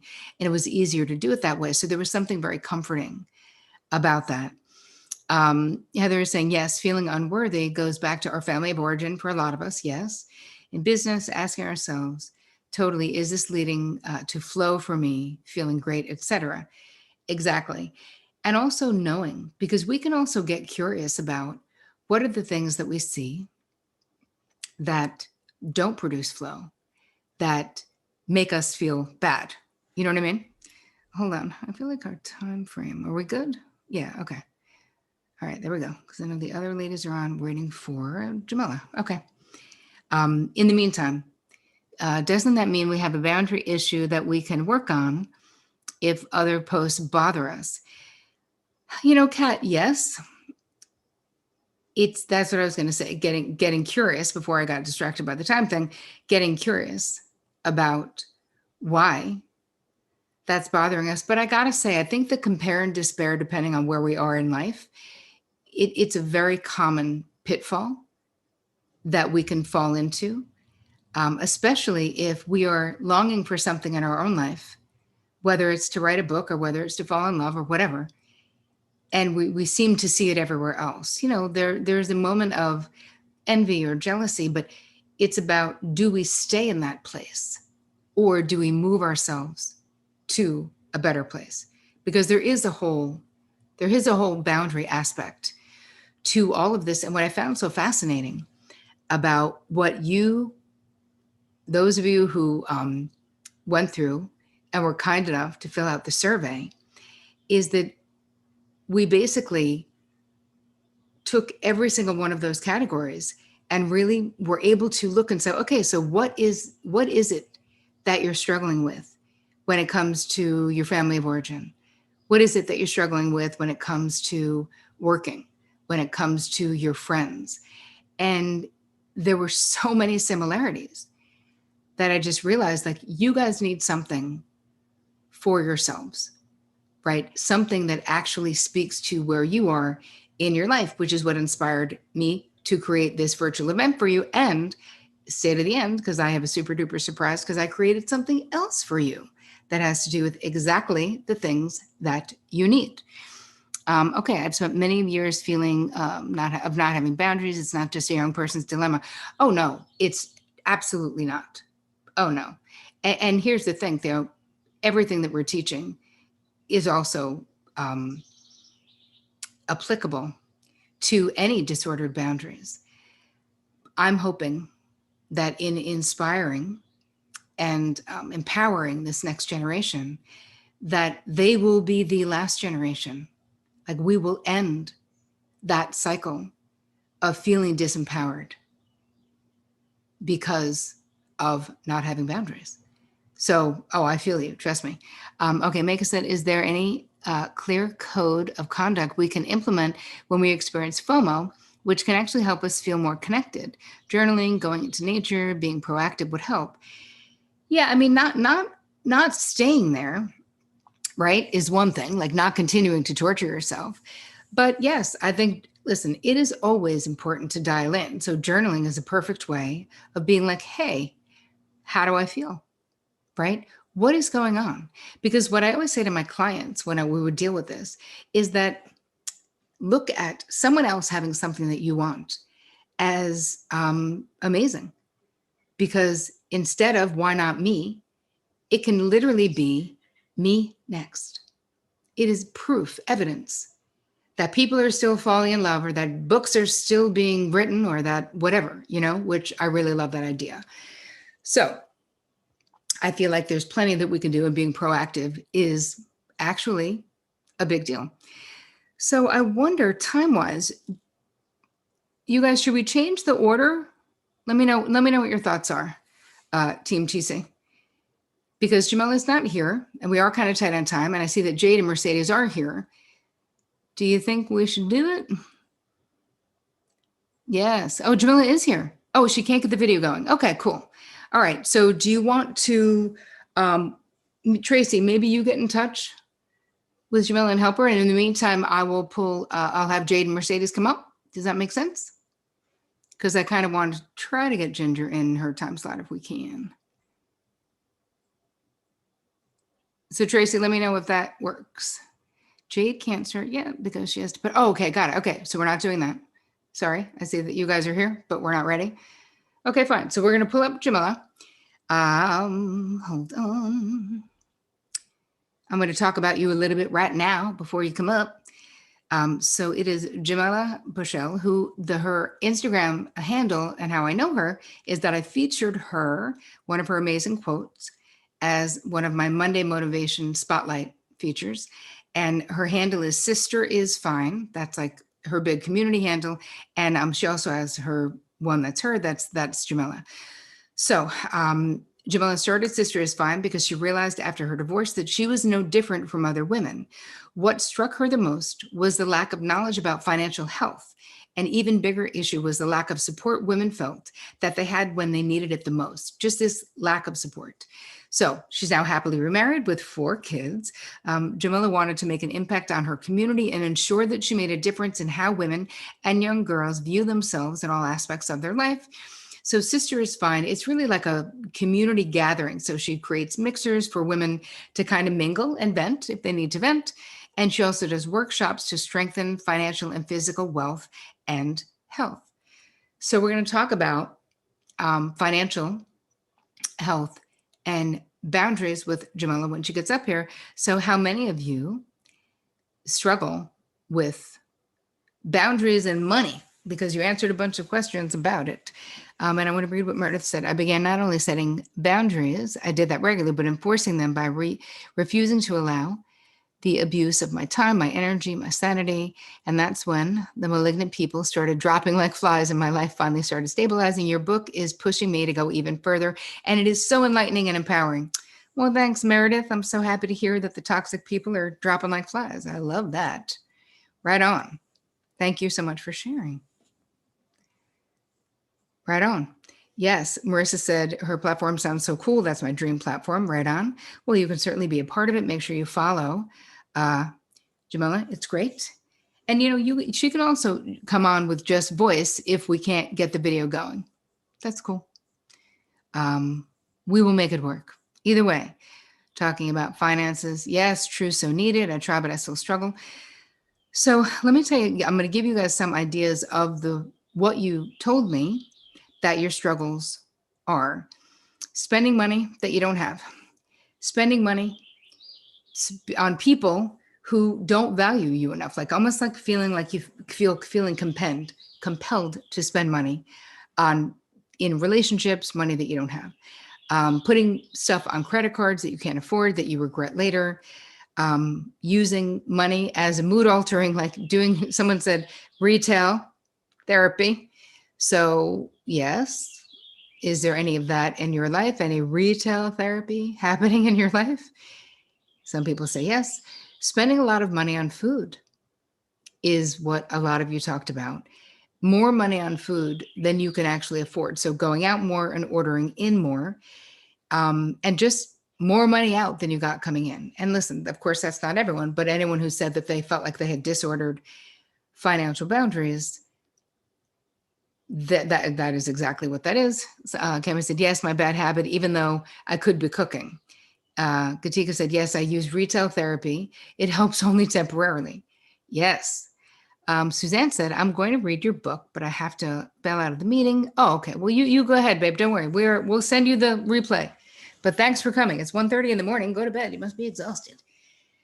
So you guys, here's the thing with finances and with where you are in your life and in your careers, because many of you, like all of us, people were very impacted by the lockdown. Then you have people who are graduating, from college going into this market where there isn't that much.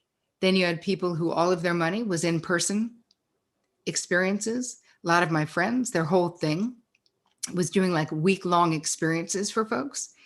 And now suddenly trying to move that to an online experience, being trapped in our homes. People were like, my shopping addiction got jacked up beyond, because exactly what Andrew said. When I need to escape, I shop. It's a very bad habit. I totally feel you. So part of the whole thing with boundaries and finances is we have to look at, where did we learn it? Look who it is. You did it. Hold on. Unmute, baby. Ask to unmute. Okay, there we go. I understand, sister. Trust me when I tell you that I am the tech myself, dinosaur. Not saying you are, but I am. So it's the most stressful part of anything I have to do. My phone and 2 laptops. And none of them gave me the option for video. They were all giving me audio options only. Well, you look I'm so sorry. fantastic This cat. right now. You're here. I love it. Okay, so let's talk a little bit about, we're talking about your story, about your own, sort of your own journey, this whole financial journey, and what you're inspired, how you help and want to help women now. Tell us your journey a Right. little bit. So my journey started when I was newly divorced, moved into an apartment, and had no idea what I was going through, what I was going to do. And I had 2 small children at the time from my ex. And all I had were my girlfriends, my very best friends from high school. And we would chat, and then we would compare stories, and what she was saying, I was saying, and vice versa. We're all going through the same things. Why are we not talking about this more? Why isn't it more prevalent in the community, and having that support? So I decided to start Sisters Fine really as just an Instagram page to get the motivation out there. And I really had to dig deep within myself and realize, A, I had played a role in what went wrong in my relationship. B, there were a lot of signs that relationship was not good for me that I ignored. And a lot of that had to do with boundaries that I had no idea I needed to set. And I had no clue what a boundary was. So those standards that needed to be set and really held firm, I really wanted to push those ideas out there into the internet and see who else could relate. And it's just been going from there. And especially with the financial aspect, having that information can really help a lot of women that are in positions that they wouldn't otherwise be in if they had the knowledge of when they can buy a house, when they can save money, how they can invest. So those are things that I'm trying to get accomplished. Amazing. While I'm here. Well, we so need it. So some of the stuff that, because we did a big survey, so we would have like, what are people's pain points literally right now? So one question that came in was, how can I charge what I'm worth? Tough. That's a tough one, because we want to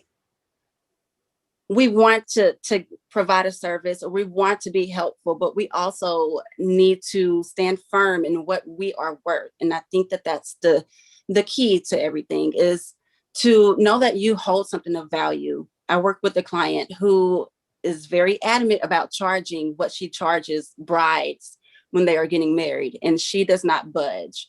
And you know what happens? Either they pay or they don't. And it's that simple. The people who are willing to invest will invest. Right. But it takes a certain amount of confidence. And I find that people have this fear. And I know when I was in my 20s, there's a fear. When I was starting out as a therapist, it's like there's all of these limiting beliefs, right? That if I charge what I'm worth, what I think I'm worth, and not feeling like I had an over amplified idea of what my skill set was, right? I was a new therapist, so I wasn't charging $1 zillion, but like people will think I'm greedy. It was uncomfortable to even bring up the cost of therapy when I was a young therapist, where I was like, well, it's not about that. You're like, and then I had a therapist who was mentoring me, and she basically said, you realize that if you have unhealthy boundaries around money with your clients, that's bad for your clients. And that completely cured me. She was like, you get it? That they're now unclear. The same way, like with kids, we need like boundaries, right? With your children, they need to know this is what we're doing. This is okay. This is not okay. Or they're very insecure and anxious. And I think that can be the same thing. What about for you feeling worthy of abundance? Like once you got out of that marriage and sort of got on your own healing path, was there some kind of a shift? Like, was it talking to other people? What shifted for you in feeling like you were worthy to do what you're doing right now? One of the things that really stands out to me still is I am a strong believer in karma. I believe that what I give out, I will get. And that works for the good ways and the bad ways, right? So, for instance, I was driving to work one morning very late, per usual, this was when I was still single and handling the children by myself. And I was in a rush and I had a bit of road rage and I yelled at a driver. Well, he didn't see me yell at him, but curse you. And I speed around him. When I get to work, I have a nail in my tire. And those are the type of things that I'm like, okay, maybe it's because I was angry at that guy. And in the same aspect, Terry, I won't even lie to a person because I believe in karma that much. And the life has been good to me because I don't lie to people. I don't manipulate them. I move with good intention or I don't move at all. And I think that those things really allow me to attract a lot of good things. And I don't have $1 million and I don't have, a billion fans on Instagram, but I have a lot of love and I'm surrounded by a lot of good people. And I have people tell me all the time that I have a good energy. And for me, that makes me rich. So I think that we have to really move with those good intentions and think about what it is that we want to manifest, right? Manifestation and goals. Very big on that and boundaries. Amazing being big on boundaries and that, but like attracts like, and I love this whole notion of there's a faith element to what you're talking about. Yes. Right. Being divinely guided, being divinely protected in some way, and believing that if your heart is in the right place, if you can say for sure, I'm doing my best, and this is my true intention. I'm not hiding my intention. I don't have a sketchy intention, that good things are attracted. And I think that is such good advice to get really clear, but that really requires good internal boundaries with yourself. Yes. Every single day. Every day I have to be honest with myself. So I am remarried and we've been married it'll be 2 years in October. And so we're still new to this. And there are things that I'm not liking. There's things that he puts up with and, he lets it roll off his shoulders. But one thing that I have to do is I have to be honest with myself. Am I being really a good person? I will go out and smile to the world and I will give them my absolute best. Am I giving it to my husband? Or am I just, brushing them off and I don't want to watch TV right now and I just want to be left alone. So even there, I have to make sure that I'm being honest with myself and with everyone around me. Even my mom. I love my mom to death. Just, like most of us. But there are days where I'm just like, I can't with my mother today. And I have to be honest. And it's nothing that nobody else has done to me. It's just something that I'm working on in myself in that moment. And then we wake up the next day and we move forward. So I think that just having those intentions and super intentional about the way that I think about myself and the way I think about my family and my lifestyle, just being very self-aware will get you a long way. Whether it's, these are the good qualities that I have. And so if these people can't accept that, then I have to get rid of them. Or these are the bad things that maybe I need to work on within myself. I'll be the first to admit, I used to be super toxic without even knowing, the trend of saying toxic. I was not a good person. But once I realized those things about myself, there's still pieces of me, but those are the pieces that I have to not, compress, but I have to work on those things. Right. And I think that's something that everyone needs to work on. Well, I think that's a perfect place to end it. And that is so inspiring because the reality is that you changed your life. You took a hard look at where you were, what you were doing, and now you're inspiring thousands of women all over the interweb to do the same thing and to come together and do it. So people can find you on Insta at Sister Is Fine, and that's Jamila. And is there a website that we can send people to as well? sisterisfine.org. And it's very important that you go to .org. Leave it at that. But make sure that sisterisfine.org and also on Twitter. I just started off on Twitter, so Sister is Fine as well.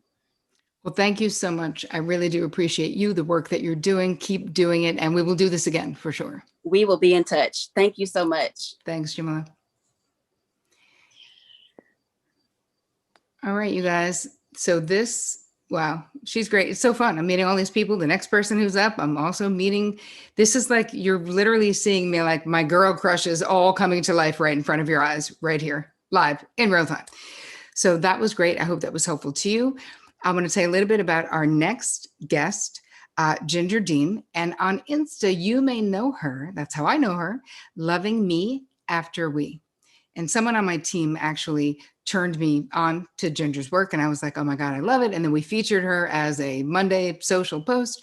So Ginger's a relationship coach and the founder of Loving Me After We. Her specialty is helping women overcome heartbreak, increase self-love and confidence after a toxic relationship so they can become the best version of themselves. So hello, unmute yourself. Are you here? Hi, Terry. Thanks for having me. Can you hear me? I sure can. I'm so happy you're here. Look, people are saying her work helped me so much. I love it. Great. Yes, Ginger. Thankful. Okay.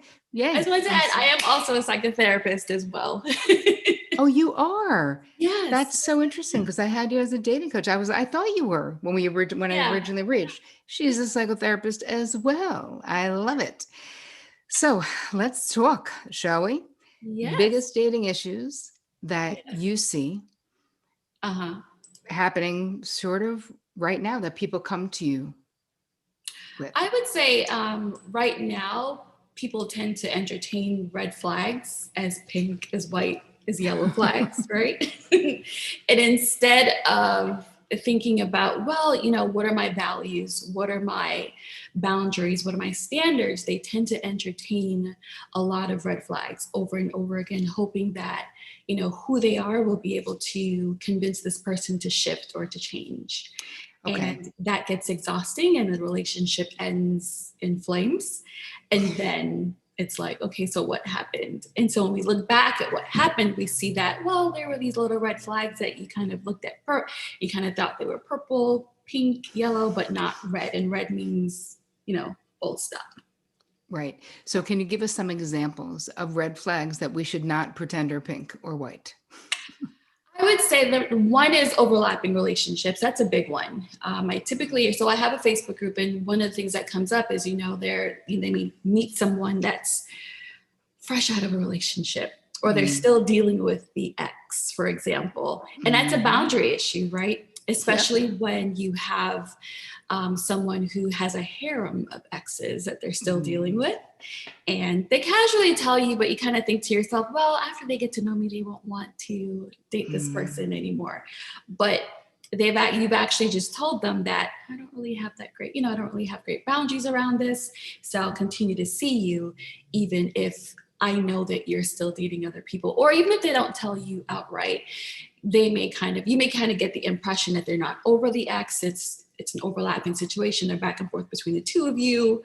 So that's one of the main ones that I tend to see a lot. And what about communication?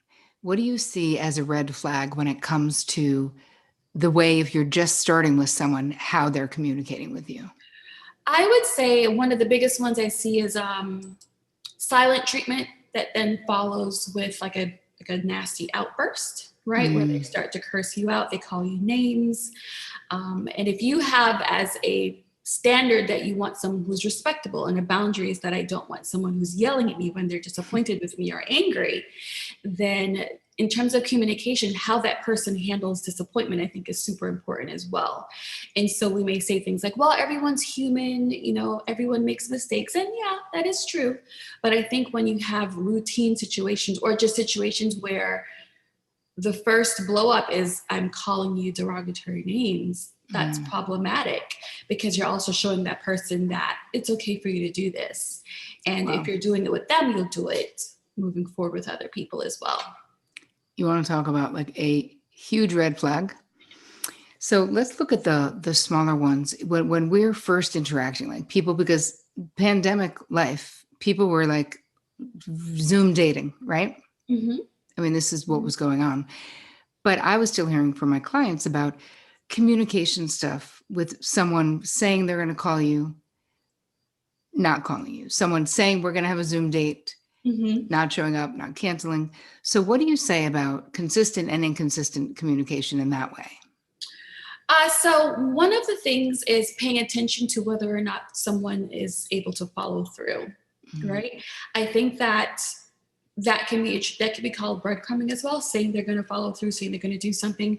Hey, we should see each other tonight, what this evening, and never following up, never showing up, right? And I think when we are able to honor our own boundaries around consistency, around what we want to see in a potential partner, then we won't find ourselves in these situations. So that does tend to happen, but you also have to start paying attention to when this happened. How many times are you willing to give someone a chance after they've done this 1, 2, 3, 4, 5 times, right? Right. And as you're giving this person more and more chances, your attachment system starts to activate, right? And then you're like, oh my God, they don't like me, what's going on? And then you start to obsessively ruminate about what potentially is happening. And you're not paying attention to the fact that, well, this person perhaps isn't a good fit because they're not following through, they're not consistent, so maybe I need to kind of walk away from this. Yeah. So it also kicks up this, a lot of times it'll kick up the abandonment fear Mm-hmm. that it sort of doesn't even matter. I can find sometimes with my clients where they're so focused on not being rejected Mm-hmm. that they forget to vet the Yes. people themselves. Have you seen this as well? Yeah, because your ego doesn't really want to deal with the idea that this person isn't interested, doesn't really want me. For example, we were talking about this topic today on Instagram, and a lot of comments were saying, you know what? I have to realize that sometimes I get reactive because I don't want to accept that this person isn't interested because maybe I'm equating their lack of interest with my self-worth. And so that's a huge hit to our ego. And sometimes we just don't really want to accept that. But that person, sometimes we have to really consider that we're not a match for that person because we're potentially on a healing journey, which doesn't make us a match for that person anymore, right? And we're trying to jump back into old habits where we're trying to force someone to like us, to love us, to accept us when they're truly not a good fit, and it has nothing to do with your self-worth or your value as a person.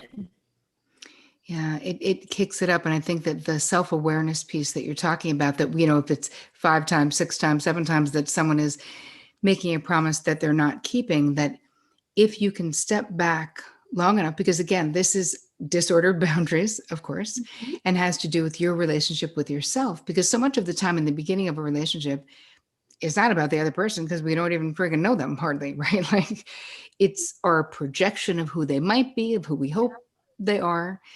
And so I think that there's something really powerful about what you were saying about pay attention Yeah. to what's actually happening Yeah. rather than what did I do or get right. Yeah. And sometimes, it has to do with some of our childhood trauma as well, right? So, for example, if we had a father who was intermittently around, right? And we, repetitive compulsion, we will continue to repeat the past until we become conscious to the pattern today. So if we had an intermittent father that was around and then now we're dating and we have someone who's breadcrumbing in 1 minute, out the next, that's the same pattern. And so what I like to ask people is, when did this feeling first land for you around someone who's just really inconsistent? And they'll start to realize that they've had a pattern of dating people who are inconsistent for them, because that tends to be a significant feeling or experience that their brain hasn't been able to resolve. So in trying to master it, they keep dating people who do the same thing. And so it's a red flag, but then also look at whether or not this is a consistent pattern in your life as well. Yep. Now I love that, because here's the thing. There's always going to be the pattern. If we look for it, we will see the patterns, right? So much of the time we're so in it, like in the drama of a relationship, especially a relationship that's dramatic, the ups and the downs and the fighting. But everyone who's interested in the work that we're doing here, everyone is interested in Boundary Boss book. Everyone is interested in, psychotherapists online who are doing what we're doing, knows that there's more to what is happening Yeah. then meets the eye. So I like to always say like, hey, there's always a parallel process There is. going on, Yes. right? And if you start to learn, like you said, to see what are the repetitions, Mm-hmm. what am I repeating? Oh, this is familiar because my father was unreliable, or my father was emotionally unavailable. Oh, so then who would I be pursuing to prove that I was worthy? Unavailable people. And when I thought I mastered that, then I was pursuing people who lived on other continents, Yes. which was literally Yes. the same thing. Well, a lot of long distance relationships, right? Because you're like, oh, they're away, they're over there, right? But that brings up the same abandonment wounds. It brings up the same potential for rejection. And so, we kind of have to really start to pay attention to that. But our egos will say, well, no, that's not really what it is. And maybe it's this. Maybe I just have to find someone else who's my soulmate and a great fit. And it's like, you're going to keep doing it until you start to make conscious decisions around this. Yep. That's actually, that's such a powerful, you're going to keep doing this until you can make conscious decisions around this. And that means allowing yourself to see the red flags, because I know in my own young life, I get out of a disastrous relationship and then I'd be like, but you did kind of know when you had that weekend at the beach and that thing happened. Like I could suddenly see like the flags I said were pink. That of course, when it was over, you were like, they were crimson. Why did you think they were pink? Because we don't want, we don't want it to end, fear of abandonment, all of those things. But that's really helpful because it's empowering, Ginger, it's empowering for you to say, you're going to keep repeating that until you become aware of what it is that you're repeating, because then we are in the driver's seat as opposed to feeling so victimized, Yeah, and I think that when we think about not repeating a pattern anymore, we're like, well, what do? We have to learn an entire new, just a whole new skill set in terms of relating to others, and it can feel different. People, clients will tell me, well, this person's boring. They're not. They're just kind of there, and I'm like, well, when you're used to volatility and the chaos and unpredictability of someone who's emotionally unavailable, stable and secure will feel boring to you, right? And so your ego is going to say, well, this isn't it. This person's boring. And you'll go back to the old pattern, when really that's what safe is. It's stable. It's steady, right? But with it's all over the place. Like, did they call? Are they not going to call? They took 2 hours to respond this time, but they took 15 minutes to respond yesterday. Do they still like me? Are they talking to someone else? Right? You have all these little ego stories that pop up. And when we date someone who's secure and stable, it's stable. They're not you're not preoccupied with what they're doing, and you're able to see red flags for what they are, as opposed to creating a story around, well, maybe they didn't mean to. Right. It's so true. It's such good advice. All right, you guys. So we can find you at Loving Me After We. And what is your website? www.lovingmeafterwe.com. Excellent. So on social, and your website is the same stuff. I want to say thank you so much, Ginger. I loved you being here. I loved your advice. Super appreciate it. More to come. Thank you. Thank you so much for having me. Welcome. Bye, guys. Thank you. Yeah. Oh, I was super into the dating advice. Stuff was great. There's so many of you wrote in and told us that you were having problems with this. So our final guests of the evening. Hold on, I got to read your bios. Wait a second, you. Okay. Hi, ladies. It's Mercedes and Jade.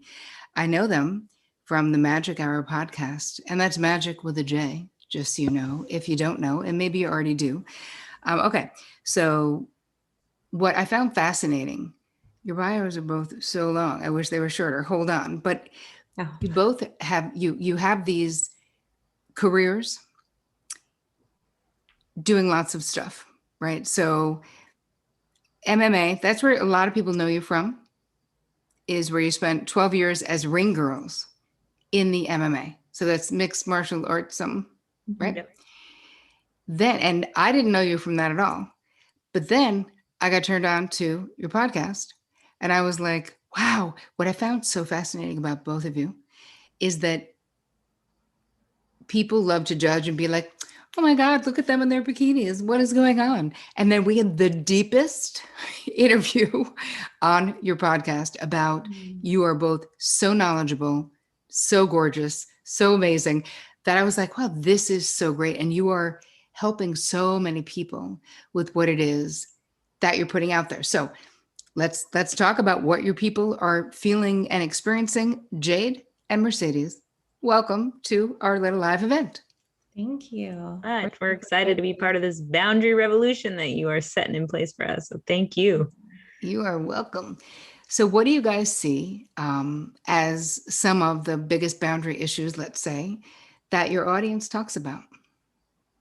Ooh, it's interesting. We just actually got done podcasting today with someone where we were talking specifically, boundaries came up. I was like, Terry's going to love hearing about this later. And a lot of the work that we do coming from that MMA background and that sexy bikini modeling background, of course, our audience is largely men. So we work directly with men a lot. We actually have a workshop that we do specifically for men, helping them to do their shadow work and uncover how they can be better in relationship and that type of thing. And so in working with men and having, of course, our own relationships with men in our lives, especially our romantic lives, this idea of how to set a boundary or communicate a boundary comes up a lot. Mm-hmm. And as a woman, and we talk about, masculinity and femininity and being energetically agile between these sexual polarities and using that in relationship. We talked about that, I think, a little bit with you when you were on the show, but that all comes with these certain stigmas of like, we have to be in the masculine or the feminine, depending on what our gender is and that type of thing.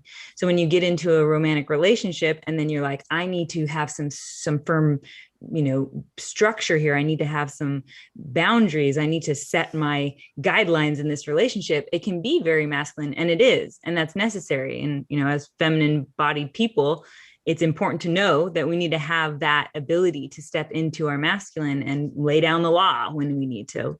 Mm-hmm. So when we're speaking with men about it, it becomes, is this going to be a fight, alpha against alpha? And we're going to both be like trying to, lay down the law, and nobody's when, it becomes a war instead of a thing of connection, which is what we want in relationship, is connection. Right. Right. So today what came up was, how can we use different words to deliver a boundary request or, tell someone what our needs are when it comes to laying down a boundary so that they can receive it. And especially when you're talking to a man, I think that's important as well, because if you use too much rigid,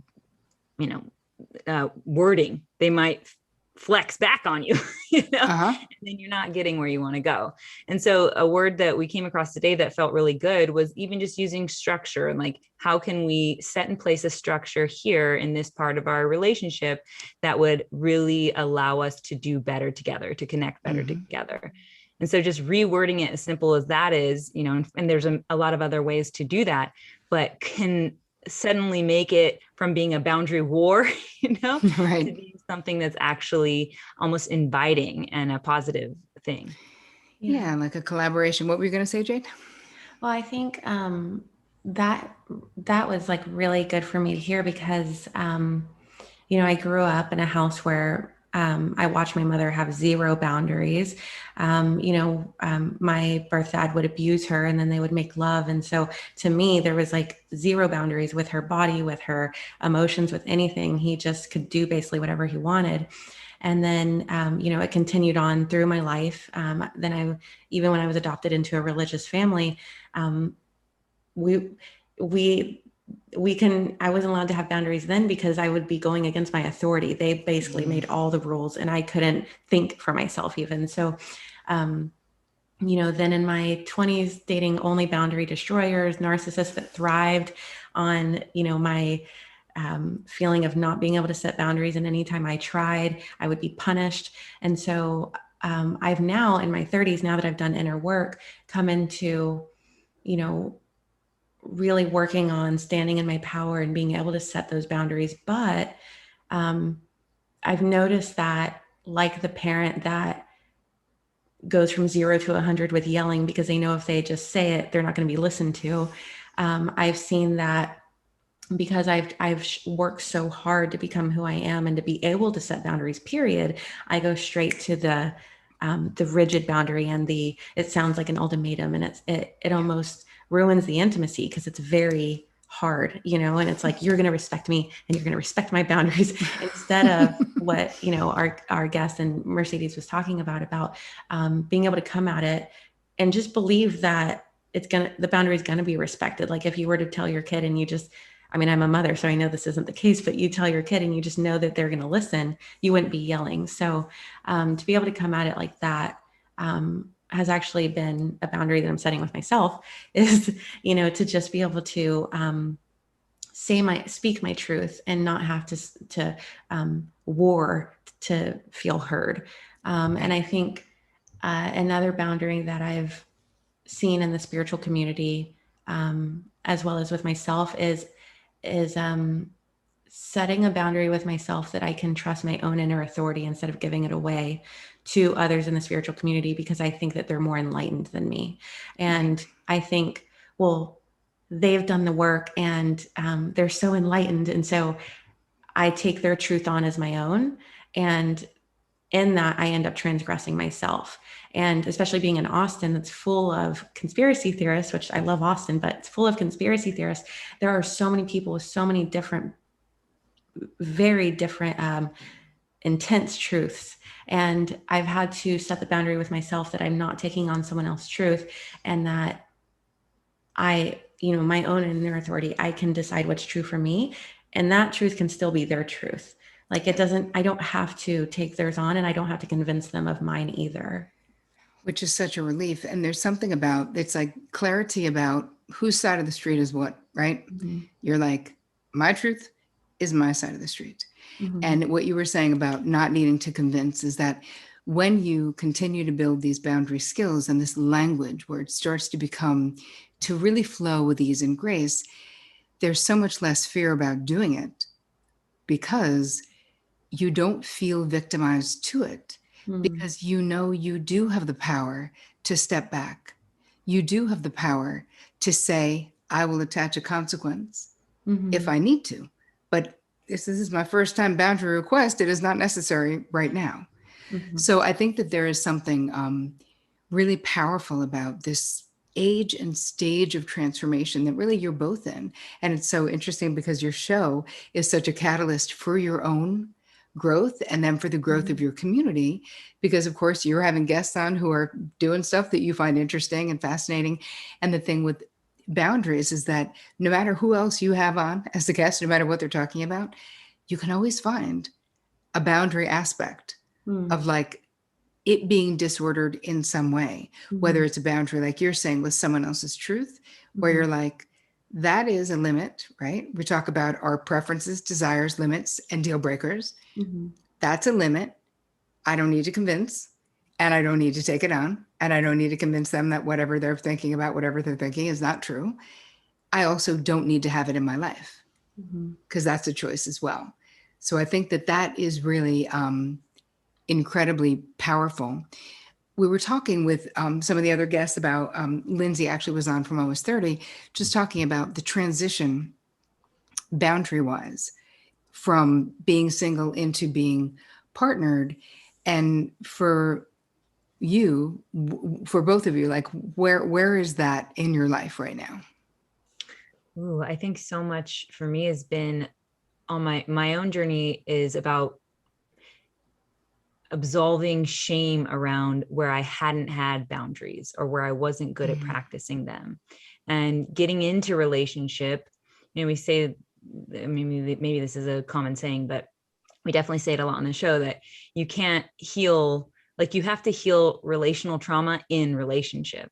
So, and it doesn't have to be necessarily a romantic relationship. And it of course doesn't have to be the origin relationship where the trauma happened, but you will likely have to do at least part of that healing in relationship. And so getting down to the core of where shame resides in you has been, in me, has been a critical part of my particular journey, especially going into relationship, because otherwise I bring all that shame in and then I basically project it onto my partner and it becomes a real problem. I'm not able to even see clearly through the lens of shame where I need a boundary and how it needs to be set, because I'm just being triggered constantly within it. And the thing that's helped me most with that is really this kind of mantra I have now, which came from an intuitive that Jade and I see, that is, shame is always a lie. And, guilt's a different thing. Guilt Sure. would mean that you did something bad, which means you have, some guilt about that, and you can therefore Right. go and figure out how to correct that and change that, whatever. But shame is always a lie, which shame would mean you are bad.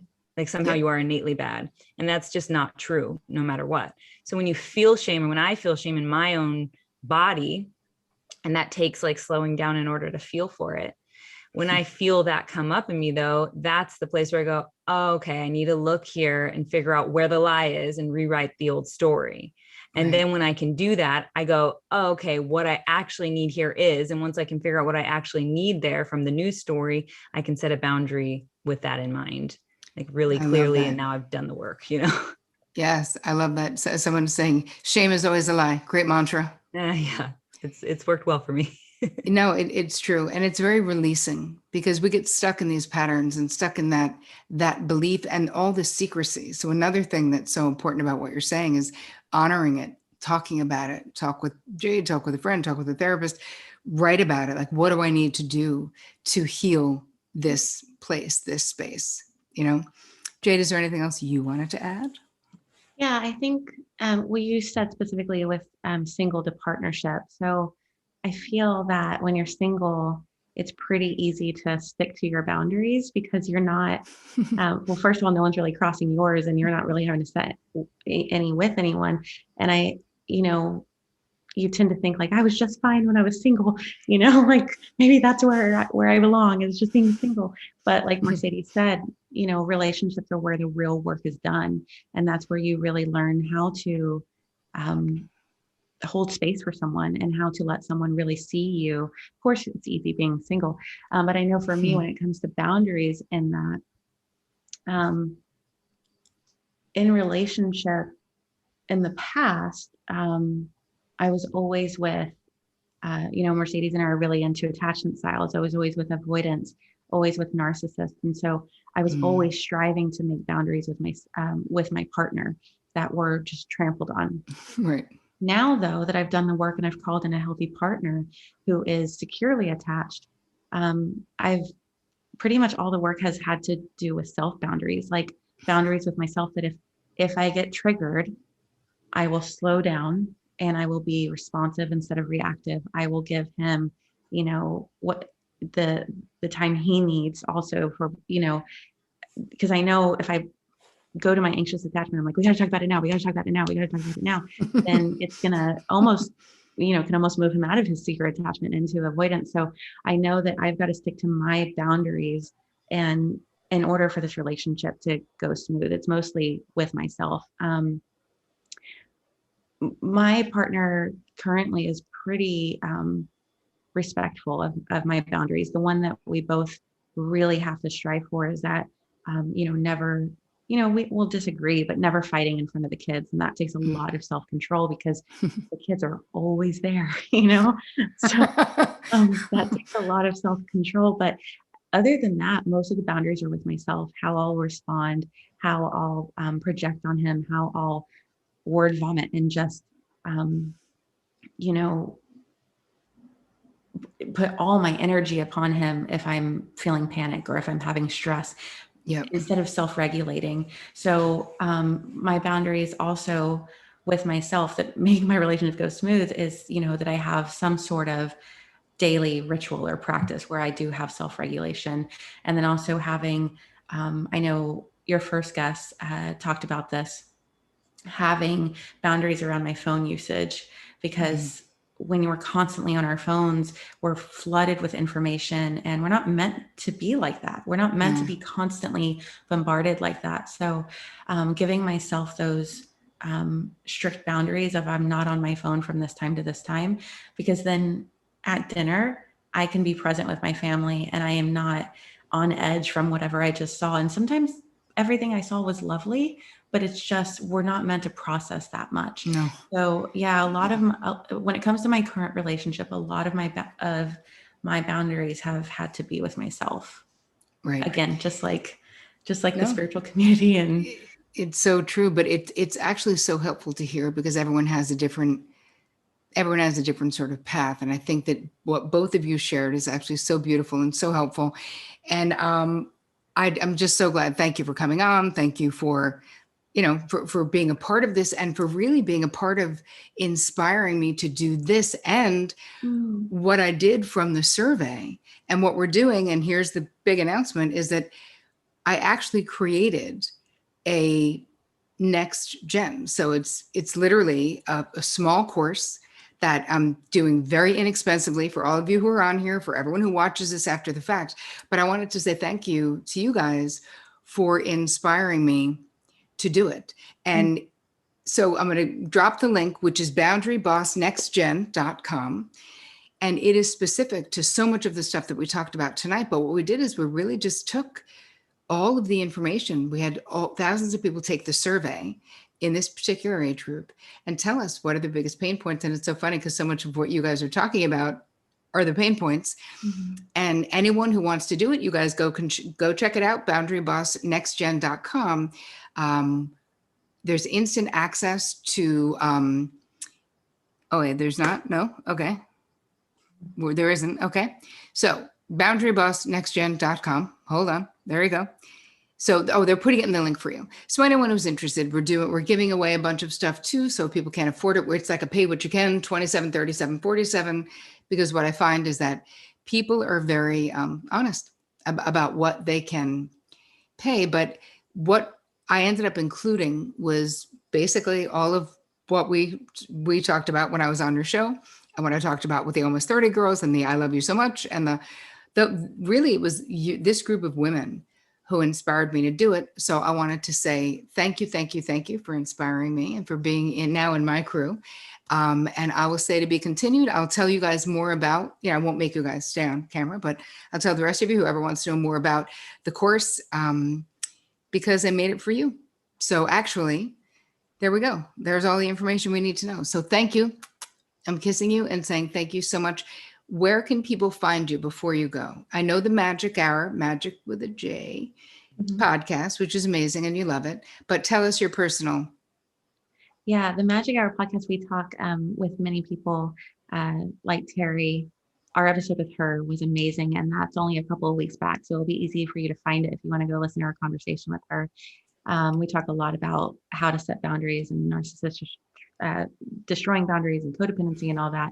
And then as far as ours, I'm at the Jade Bryce on all platforms, and then Mercedes is at Mercedes Terrell.